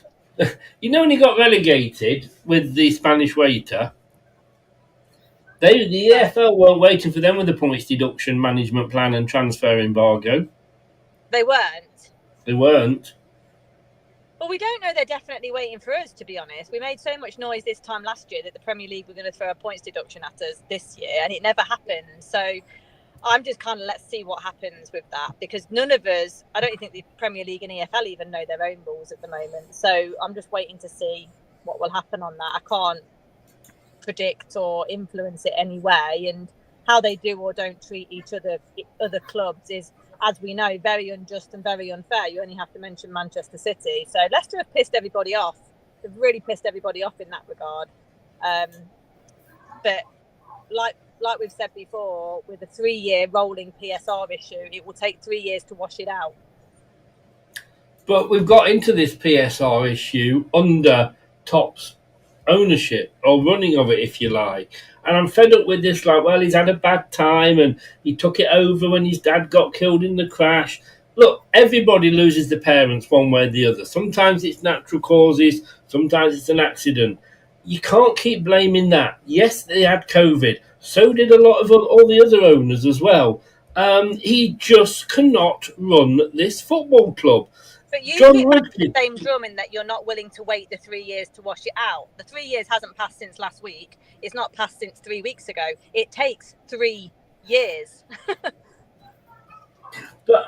You can't say that. You can't say you keep banging the drum about top, but you guys keep banging the drum about ownership. It will take 3 years to wash out those numbers because that's the rules and how it's set up at the moment. and do you honestly think in 3 years we will have washed them out? Yeah, because we've done it. We've done 1 year already. One's Well, done. we didn't wash it out. We moved the goalpost, didn't we? We were allowed to. We didn't break any rules. We've washed it out. No, we moved the goalpost. I'm going to say. We've reduced the wage bill by £100 million. The wage bill by £100 million. The losses by £100 million. You know we what? just lost a load of turnover because we went down to the championship. You know what I hate about you, Kate, is you know too much. But aside from that, like, I understand the sentiment, but I wouldn't want Mike Ashley. I think Top and the family is still the best thing for us in a way, if they want it. And I think there's some real serious questions he's got to ask himself in the summer. And we've just got to see what happens with that in the summer. If there's no change with anything, with the way he wants to run it or with the people he calls his right-hand men and women, then, or the support that he brings in, or they move them sideways or wherever they need to be, if he doesn't get more of the right people in the right roles and keeps hiring square pegs, and I mean that for managers as well, keeps hiring square pegs to round holes, then questions do need to be asked for sure. But I think that's what the summer's about. Look, we've got this team was, when we last played them, and they beat us 3-0 that time, they were 5 points behind us. They are now 23 points ahead of us. Yeah. They're sat in 41. I'm going to ask you what I asked the guys earlier, and that was, can you tell me one good thing that happened about Leicester today? My contribution was the fact that the Covery got injured and had to be taken off. Oh, and didn't he just fake it? Didn't he just fake it? That guy wasn't injured. No way, Jose was that guy injured. The most positive thing today was Casey, I think. Casey came on and was the only one fighting. Threw himself around a bit and got himself booked, but I'd rather see that than be passive and stuff. So, and it took till 82 minutes, didn't it, to have two proper wingers on the pitch? Flipping heck. I mean, I don't know what the question was for Jordan Ayew to be the answer, but it was just bleak. It was bleak all round, really. I couldn't believe that. Having said that, in Jordan Ayew's defence, I'd sooner have Jordan Ayew on than I would Dakova Reed on. Yeah, possibly, yeah. You know, but it's a lesser of two evils, I guess. Look. But it's just rude when he says, like, I want to plan for the future, or for 18 or 19 games, however it's been. He's done the same thing, hasn't he? He's done the same thing. Like, what does he think Jordan's going to do when he comes on today? It's not Jordan's fault, but what does he think is going to happen? I can't get my head around the guy. There's Monga sat on the bench. There was Casey sat on the bench. There's Evans somewhere in the squad. LCFC posted a random picture of Michael Golding on their Instagram account today. Where's Michael Golding? Like, if you really want to see what's going on, we had 5 free hits today. 5 free hits, got 5 games to give other things a go. Yeah. Because the next 5 are going to be against elite opposition, and they don't matter. Results don't matter. Just try something. Is Rude, do you think, just biding his time? Does he know he's going on the 1st of July when the new PSR season starts, and then we can afford to sack him and pay him off? Because he just seems to be saying what he thinks we want to be hearing, and then goes completely against it. I think he doesn't know. And he's probably thinking, they're not going to renew my contract, surely. They're not going to sign me up for the championship. But I don't think he knows. And he acts like a guy who's dead man walking, and you just need to put him out of his misery. Now, I've got to ask you this, because I was actually glad when the substitutions were made and we saw Skip come on for Sumari, because Sumari absolutely had, Tom will back me up on this, had an awful first half. Brad loves Sumari, Brad hates Skip. I like Skip, and I don't think we've seen enough of him to be able to judge. What do you think of Skip today? Yeah, I'm exactly with you there, Chris. I don't think we've seen enough of him. I think at times he's looked below what we expected. But at times, like when he came on against Brighton, he massively pulled Sumari on with him and he played some really progressive stuff. But Skip's not had a run of games. Some of the players that have had a run of games, you can't believe they have. Like Sumari's been given loads of runs of games now. So has Wilf, and Wilf's not covered himself in glory. So has JJ. Like loads of players have been given loads of games consecutively. And he hasn't. And he keeps being thrown this price tag at him, which isn't his fault. It wasn't his fault we paid 23 million. But he hasn't had a proper run of games, has he? I personally would agree with that. I'm sure Brad will not when he comes back in. Look, thank you very much for coming on. I'm sure we're going to have another very interesting discussion on Tuesday evening. I've got to say, I need your team performance rating. 2. Ooh, generous. Right, I also now, we started something new the last couple of weeks, and I apologise, last week you were ready to come on and I'd forgotten to send you the link. Don't worry. Before we get to your man of the match, we are now picking a donkey of the match. Oh, God. Bobby did cut it, indeed. I thought he was a shocker. But that shows how far we've dropped, doesn't it, when you now need a donkey of the day? Yes. Sorry, at the end of the week, I meant of the day. I think I probably guess where this is going. I think I might be agreeing with you. Your man of the match. I think Casey, for me. I thought Casey came on and actually did something good. Like he tried, he was tenacious, he was aggressive. There was no aggression in anybody today. He got the ball up the pitch a bit more. Casey for me today. Very, very last question. It should have been 199 goals. That was not a Jamie Vardy penalty, was it? I mean, it was almost like... Becky Vardy was a couple of rows up from me. Sorry? Becky Vardy was in the stands a couple of rows up from me, so she'd have been seeing that gutted. Yeah, I feel like it was just written in the stars that he was going to miss that. It was just put your laces through it. I think he probably felt a bit nervous about it. I don't know. It's been an emotional week, I guess. But just when that's the case, just put your laces through it and hit it as hard as you can. Yeah. Kate, thank you very, very much. I'll see you Tuesday night. Yeah. We're going to have it's going to be another Project Reset one, and we're going to be talking fans. But I'll let you know more before then. Okay, cool. Can I just quickly say to Jim, it's nice to see you back, and I hope you're well. Thank you, Kate. Good to see you as well. Thank you for taking it for us. Someone's got to. Yes. Indeed. Thank you very much, Kate. Safe journey home. All the best. Bye-bye. Bye-bye. Right. Do you want to come back on that, Brad? Yeah, because I agree with what you both said about Sumari. It goes back to what we've been saying for seasons on end, just with different names, Chris. You know, it was Napoli's Mende and it was Wilfred and Didi. Now it's Wolf and Sumari. They can't play in that same role together.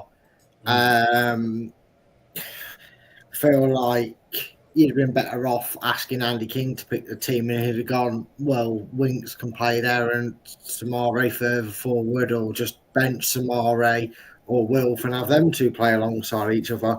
I still don't think Oliver Skipp's good enough for the Premier League. I know he's not had the game time, and I get that, but I feel like Harry Winks and Oliver Skipp go hand in hand. Good enough for the Championship, maybe a bit too good for the Championship, not good enough for the Premier League.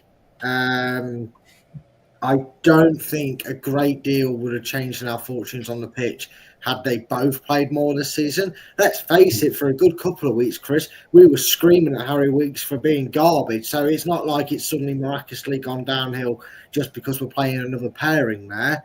I feel like next season they will both be first names on the team sheet because I feel like Ndidi and Samari will both not be here.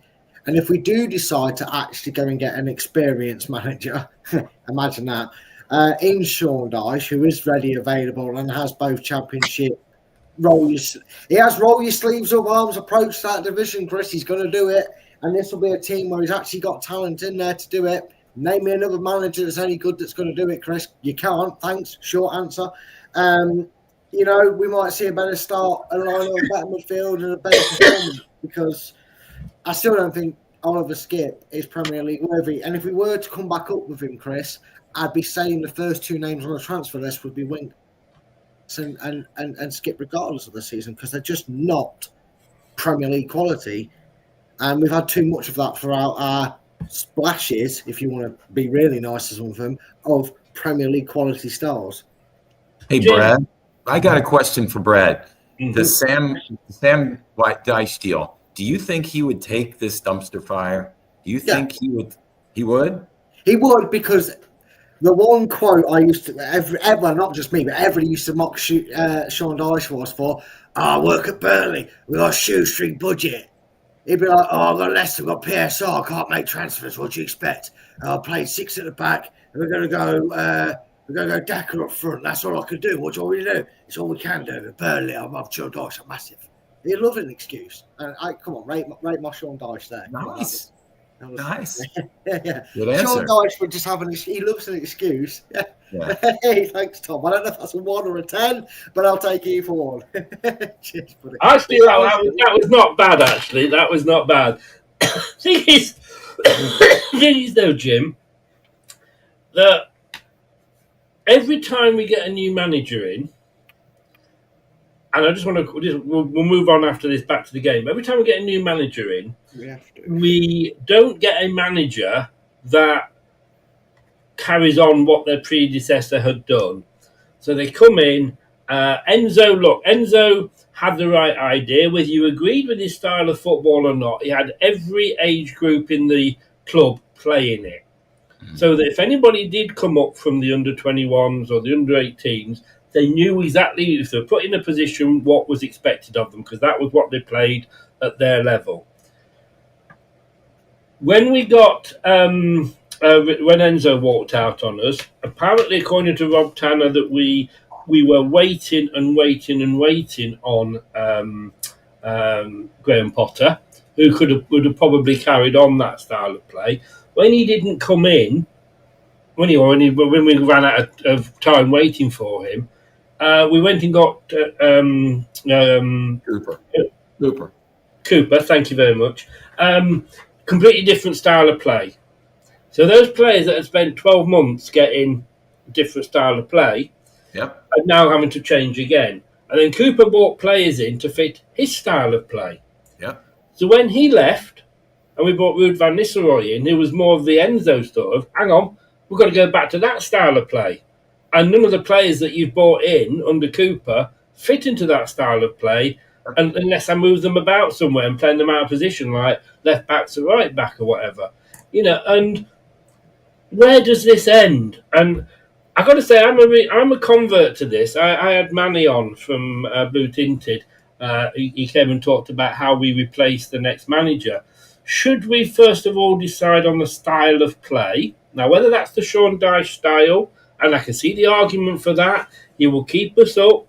He will possibly get us up. He will stop us going down. He will get us back up possibly. Maybe take him a couple of seasons. And he might keep us there for 1 season. But is that the style of play we want moving forward? Well, I think first and foremost, when you're ownership and you're looking at hiring a manager, you're going to look at what style that manager plays, his team will play, and then look, to your point, who you have on your roster, how many of them fit that style. If it's one of those square peg in a round hole and they'd have to ditch more players than they can to make it successful, you may think of another manager with another style. We're going to be decimated. We're going to lose players like you and Brad just said. So what's left? What do you want to go forward? Because I think any candidate coming in is just going to do talk speak to top. They're going to say, I'm going to do this, I'm going to do that. And if he or his brain trust, whoever's left, doesn't understand that that style has to meet the players that we either have left or have coming up, it's going to be another futile attempt. You're absolutely right. This squad has had 3 different styles of play since the beginning of last season. They were leftovers from Enzo. They had Steve Cooper's vision, and all of a sudden gone midstream. Here comes Enzo, and not Enzo, Rude. And I just think it's just screwed them up. And this team wasn't a seasoned enough unit that was going to be able to make it. So I would look very closely when I'm hiring the manager at what players we have and have that manager tell our ownership, these players will fit my style, and this is why.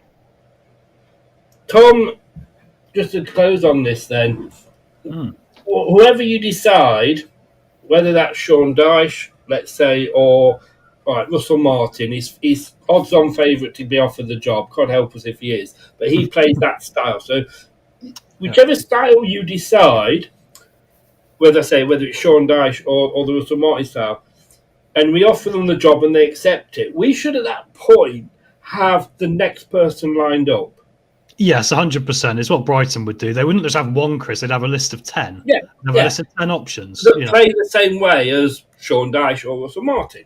Yeah, or at least follow the same principles. I mean, it may not have to be exactly the same play style, but I mean, if you compare us to Wolves today, look what Wolves did. They changed their manager, and by all accounts, he's united the football club.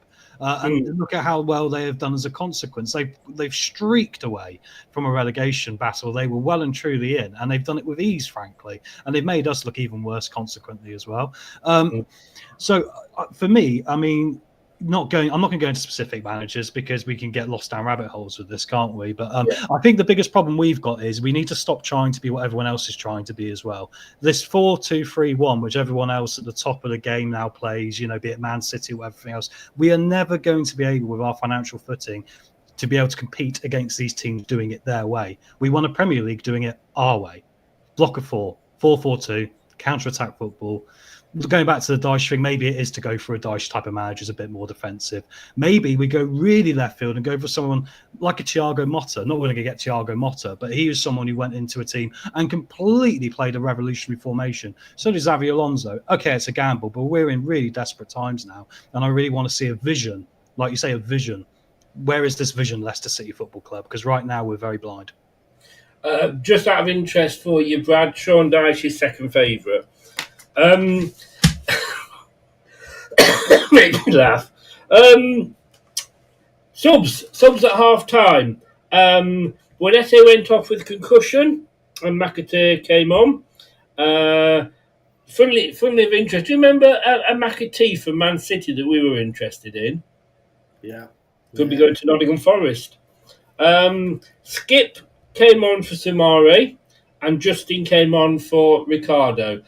Rumours that Ricardo might have got injured. Fucking hell. If he is, then really just ship him out. Thoughts on those 3 subs, Brad? Well, I mean, when Buonanotte concussed, he's been running around like he was concussed all game, to be honest with you. I mean, he'd run into the ball and then he'd knock it 5 yards forwards as if he didn't realise the ball was at his feet. We talk about one illustrious loanee that's been a bit useless this season. After the first 10 games of the season, Buonanotte has been garbage for us, let's be honest. Shouldn't be on the pitch. His head's already gone. His head's waiting to go back to the seaside. Someone said about leaving Dakova Reed on Brighton Pier. We should have left Buonanotte back in Brighton, saved us the taxi fare. Casey should have been starting anyway. Don't know why he wasn't. He's earned the right to start. And I think Jim pointed it out earlier, may have been you, Tom, apologies, but one of you two was talking about next season. Why aren't we playing these players if they're going to? Because Casey's going to be here next season. We know that. Casey's not going anywhere. And like you just said, Chris, you summed it up. Ricardo, I said it about Ricardo when I said, it might sound a bit shocking with his experience, but he's one of the first players I'd be putting out on the transfer list in June, because he's made up of sticky tape and blue tack, and he's been held together by the same bit of sticky tape and blue tack for so long. The blue tack starting to fall off the wall, and the sticky tape's lost all its stickiness. If he's injured again, tell him he's not playing again, because, right, I don't know if Rude may have banged his head after the transfer window, but he actually signed a player in January. Wait for that. Hang on, 3 hours, 33 minutes, 28 seconds. Yeah. You never guess what side of the pitch he plays, Chris. Go on, have a guess with me. Oh, it's a 50-50 chance, isn't it? Would it be right by any chance? You are correct. Tom, can you tell me in what position he plays? Not what side. No, he's right, but does he play in midfield, up front, or defence? I believe he should be a right back, or at least a right wing back. Okay. So Jim, did Ruud, what play did Ruud van Nistelrooy sign? Fill the name in, complete the section. Ooh, I don't know. You got I should have done this the way around, shouldn't I? Sorry. I'll let you have this one, my over the seas counterpart. It was Wayo Coulibaly. Oh, now, you may be thinking, who exactly? Because he's played about as many minutes as we spent money on him. Yep. Leicester. He's got to be in the team next season, because going on what you said, depending on who we have as our next manager, they're going to be the players that you're going to look at. Sean Dyche or Russell Martin is going to look at. John Terry's 20-1, mate. You what? John Terry's 20-1. Hey. Sorry, I couldn't stop laughing when I said that, and I can't laugh with this cold. Thank God Becky Hardy's leaving. If you're going to go down that route, why not? He might bring Cadwell Suchi back with him. Who knows? But no, they're the players, and there isn't many of them, I'll tell you that now. There's like 5, maybe 6 at a push, who are going to be here next season. And again, almost like the golden ticket could be handed to Leicester for a second time after tearing up the last one. There's going to be that many players that are going to want out, released, and we're going to want to get rid of, that somebody might come into this club like a Dyche or a Russell Martin. I'd actually rather take John Terry at 22-1, because at least he won't shag anyone's wives, hopefully. They'd actually go, right, you 5 or 6, I'm going to spend the money that's given to me from these transfers of getting rid of all the garbage, and I'm going to build my tactic and my play style. And I guarantee the positions we're left with, Chris, it won't really affect how they go about doing their business, because it'll be 3 defenders and a right winger and a goalkeeper. You know what I mean? So it's just a disaster. Sorry, Jim. Want to move on and get Jim in. Jamie Vardy, 11 touches up to the penalty. Don't think he had any after that. Not one touch inside the 18-yard box. We're not counting the penalty, because obviously he had to date that within that that area. I'm glad he's going on that performance. Yeah, I mean, it's a shame. We all, I listened and watched your special when you talked about Vardy the other day. We're all appreciative of everything he's done. We all knew at the beginning of the season. How many times in the post-match did you say, he's washed up, you gave all the analogies. So we knew this was going to be the end. I kind of hoped he would have made the PK, but they're just not giving him the ball. It's nothing different than what we've seen over the last couple months. They're not getting through balls into him. Yeah, I know you were critical. Get through balls to him. Do you think he'd score? Well, I was going to say, I know you've been critical. Can he still score? I'm like Kate. I'm still a big fan, and I still will pull for him, but I wished it would have went in today. At least it would have been a positive. But yeah, it's getting more miserable as the days go by. And it wasn't a good penalty, was it? He's taken 5 penalties. 4 of them were to the left, 1 was to the right. Yep. One of those that he took to the right, he'd missed. The other 3 he scored. Yep. It was not a good penalty at all, was it? I mean, no. If you, as a goalkeeper, and look, I've got 2 goalkeeper unions in here. If you are guessed the right way, I would tend to say 75% chance you're always going to stop that sort of a penalty. Yep, I think you're dead on. That graphic came up on the screen, and that wasn't a typical Vardy just crush the ball. Like I think, like Hater, somebody said, just put the laces on it and rip it, and he didn't. And if the keeper goes beginning and does a little bit of research and finds out he goes to that left every time, why not guess to the left? And he did. Yeah, and there was a time when he would have kicked it that hard that the goalkeeper wouldn't have got to it. I want to stay on the goalkeeper side, Tom. Not Mad's best game. It was my donkey of the half in the first half. Yeah, he didn't have a great game, did he? But, I mean, this is the problem now, isn't it? We're in limbo. I mean, in his head, he's probably thinking, where am I going to be next season? Because he's going to be the first one on the block to be able to get some money for, isn't he? Chelsea, yeah, very likely. I mean, Chelsea go through goalkeepers Chelsea put out starting 11 of goalkeepers, mate. They could. And do you know what's so funny? When we got to January, right, I said this to people. I said, if we're going to sell Mads to Chelsea, why don't we do some business now where we can bring in some players off them on loan and they pay for them? So it doesn't affect our PSR, but they get a cheaper deal for Mads. Then we might have had some quality for the second half of the season because they got players in that reserve team who would walk into this first team.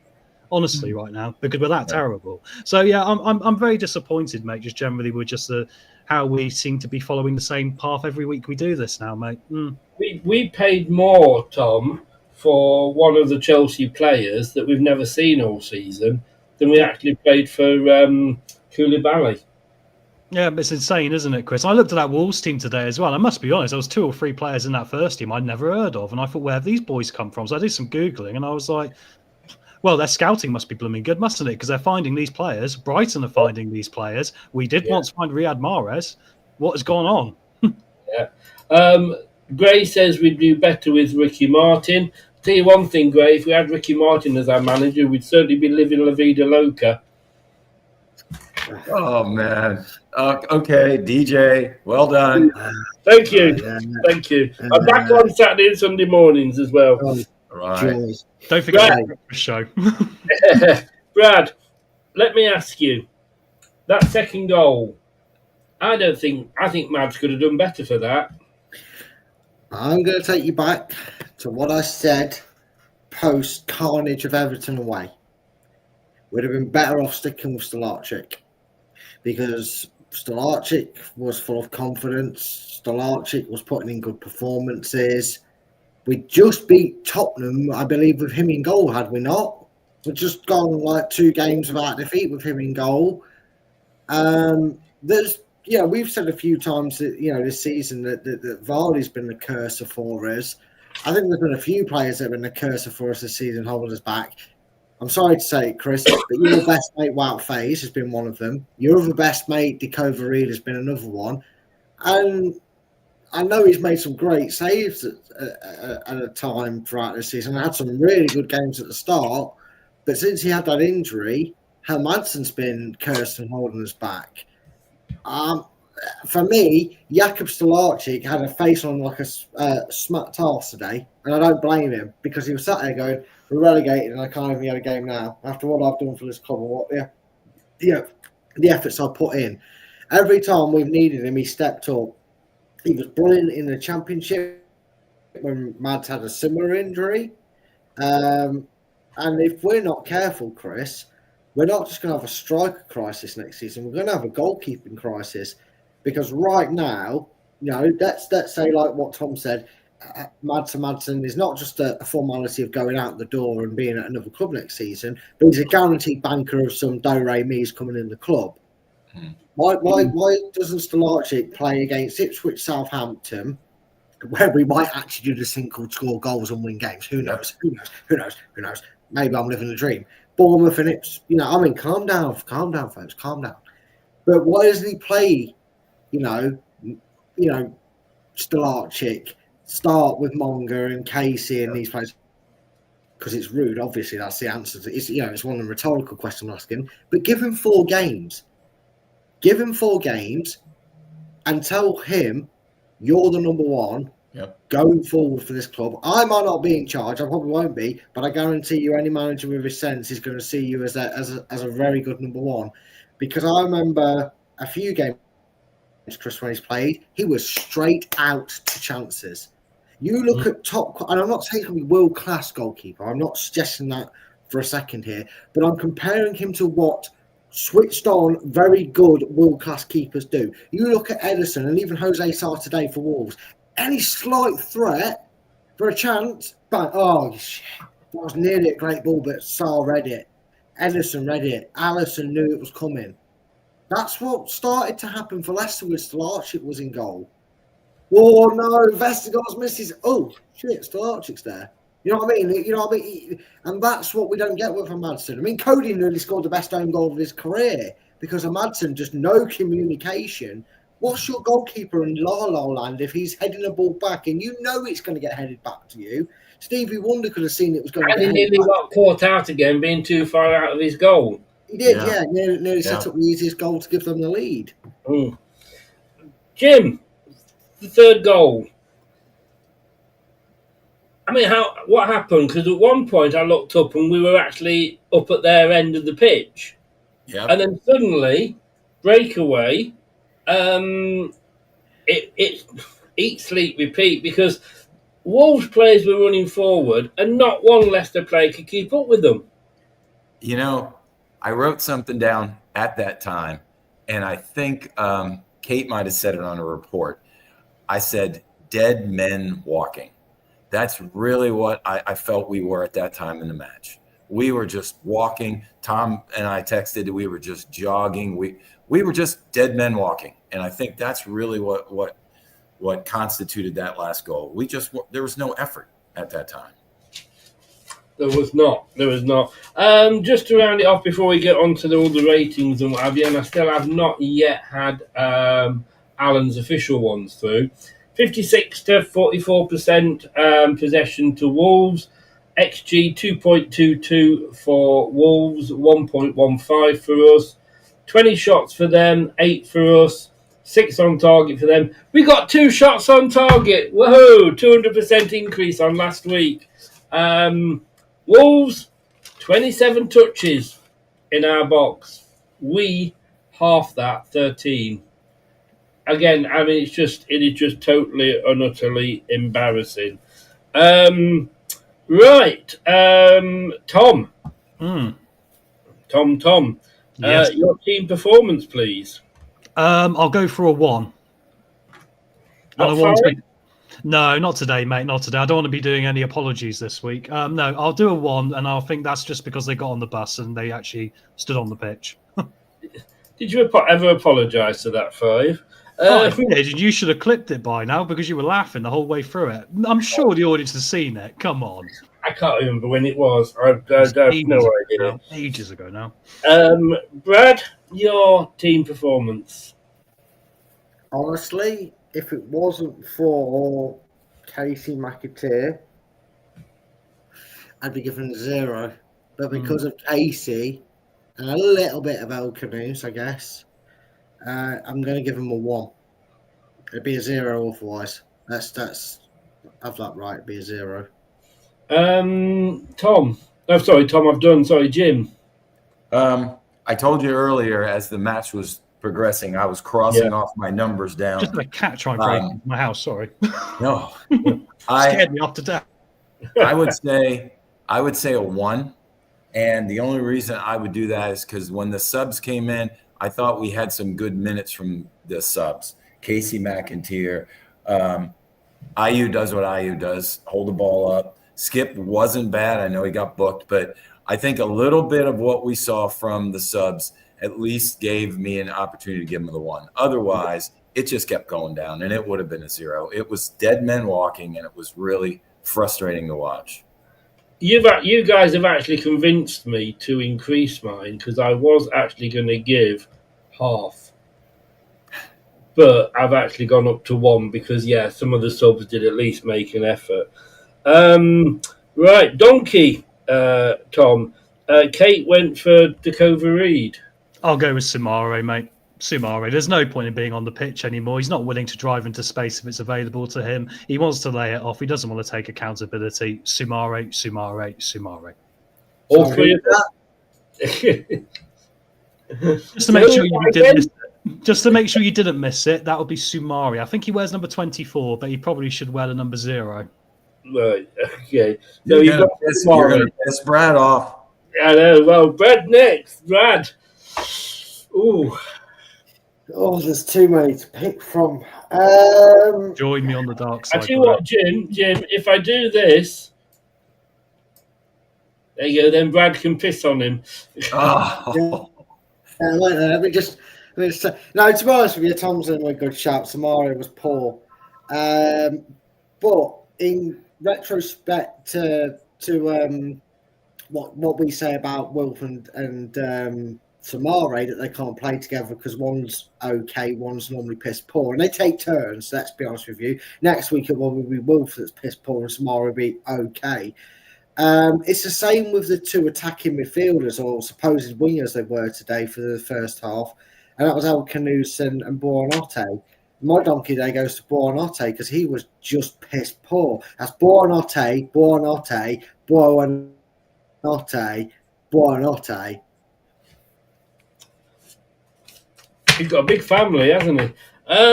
Yeah, so it was all 6 of them. Yeah, Jim. I do agree. Buonanotte played horribly, but my donkey's going to be a combo: Mads and his back line. I thought their lack of communication. No. You got to go for one. All right, then I'll go with Mads. I think coming out of the goal, he almost got a long goal scored against him. Yeah. He just didn't communicate. I think he's lost the desire. I think one of you guys said it earlier. He just has lost the desire. Still makes good saves, but no, I give it to him. Chris, I'm going to roll back the years for you. I'd rather have Conrad Logan in goal. Conrad! He'd fill the goal, wouldn't he? That's not factious. That's just me saying he was a big unit. Let's get wrapped up. If you're going to bring anybody back, it's got to be Kevin Pressman. Oh, yeah, I just said Kevin Pressman. He just reminded me because of the lob. Kevin Pressman got lobbed by Preston North End's goalkeeper. I remember that. Yeah, he did. No. How about yours? Mine, yes. It would have to be one of the 4 that have been picked so far. Buonanotte is a really good shout. I just don't know what he's doing on the pitch. He's going back. Why are we still playing him? You know, we've saved. You know, we're down. Why? What have we got to prove? You know, we've played enough matches to have, you know, to have to pay him whatever. I mean, no, I just don't know what he's doing on the pitch. Bobby DeCover-Reid, well, he's just absolutely useless, isn't he? Soumare, I don't know what he does. I really just do not know what he does. And Mads Hermansson at half time, I was there with you, Jim. I was totally. I said half time. He was my dog. I think he could have done better. Normally, you say, "Oh, Mads kept us in the match." It hurts me to say this.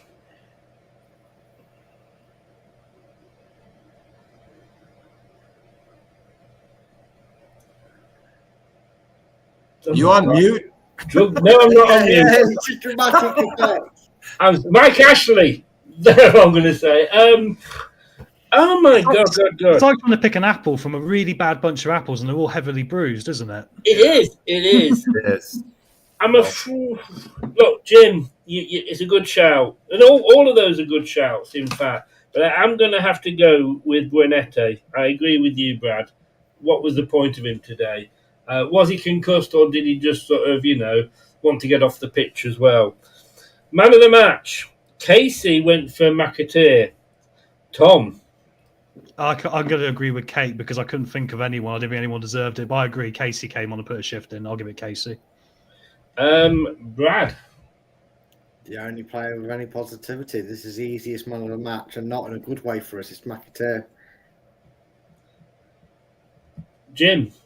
I like what I saw at McAteer at the end. I had penciled in El Canoes. I like the slotted pass he got to Vardy. He seemed throughout the match, there were some bright spots, not total, but like Tom said, you're picking somebody from a basket of crap. So I'll say El Canoes.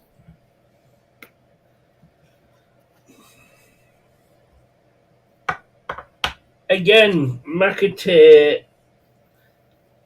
did he? The thing I'm thinking of, did he look good because he came on when we were absolutely shit? And, you know, Brad could have gone on and won man of the match at that point. You know, no disrespect, Brad. I'm going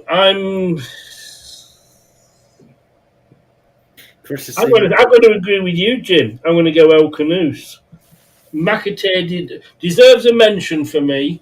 McAteer definitely deserves a mention, but El Canoes. Do you know what else deserves a mention? Prediction League. Oh, of course. Damn, if he scored that penalty, we'd all been right. Yes, we would have been 3-1. I mean, fucking. In fact, sorry, my donkey is Vardy. You know, the only reason I didn't go for Vardy because of the stick I'd have got if I'd have put him up as my donkey of the week.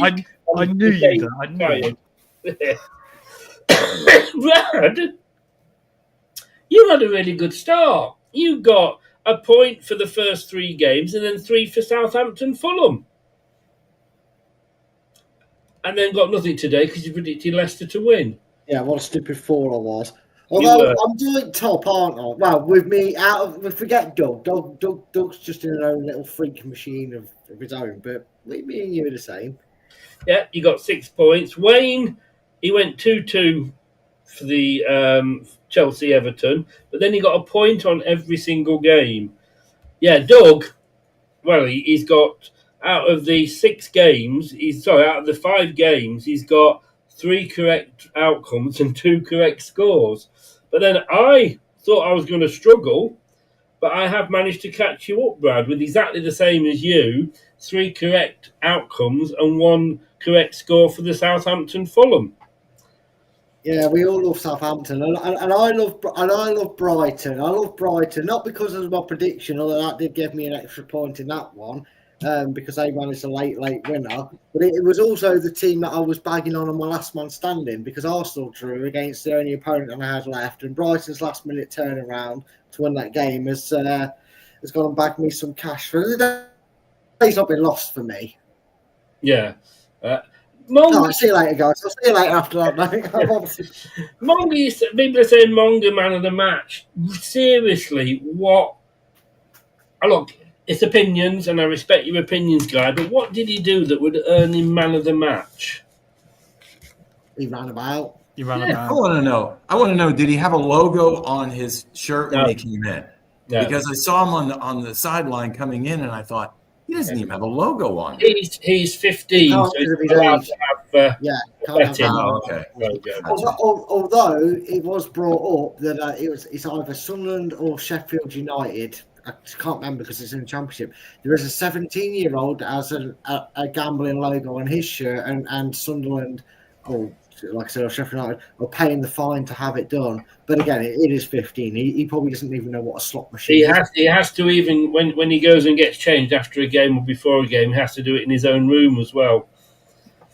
Good. It makes him sound like a naughty child, doesn't it? Go in your own room and change. Yeah. Guys, Tom's off to have a nice meal. Try and keep it down, Tom, after that. Hey, hold on. It's time to, what did we learn today? All right? Jim, over to you, sir.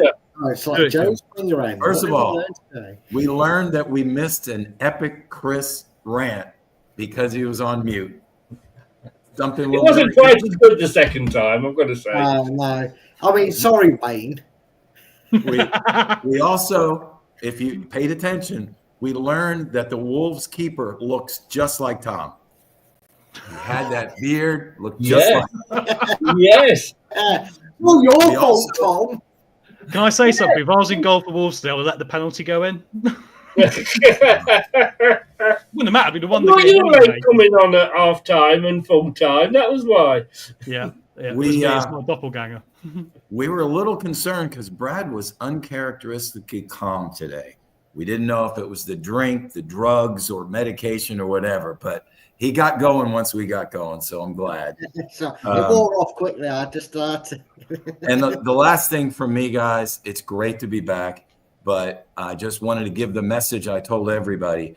I went through that because I felt a little bit of shortness of breath, a little bit of lightheaded back in December, and I went to the doctor. Had it looked at, perfectly healthy, hereditary heart issue. And of course, with the blockage, had I not gone, had I just said, hey, shortness of breath, no problem.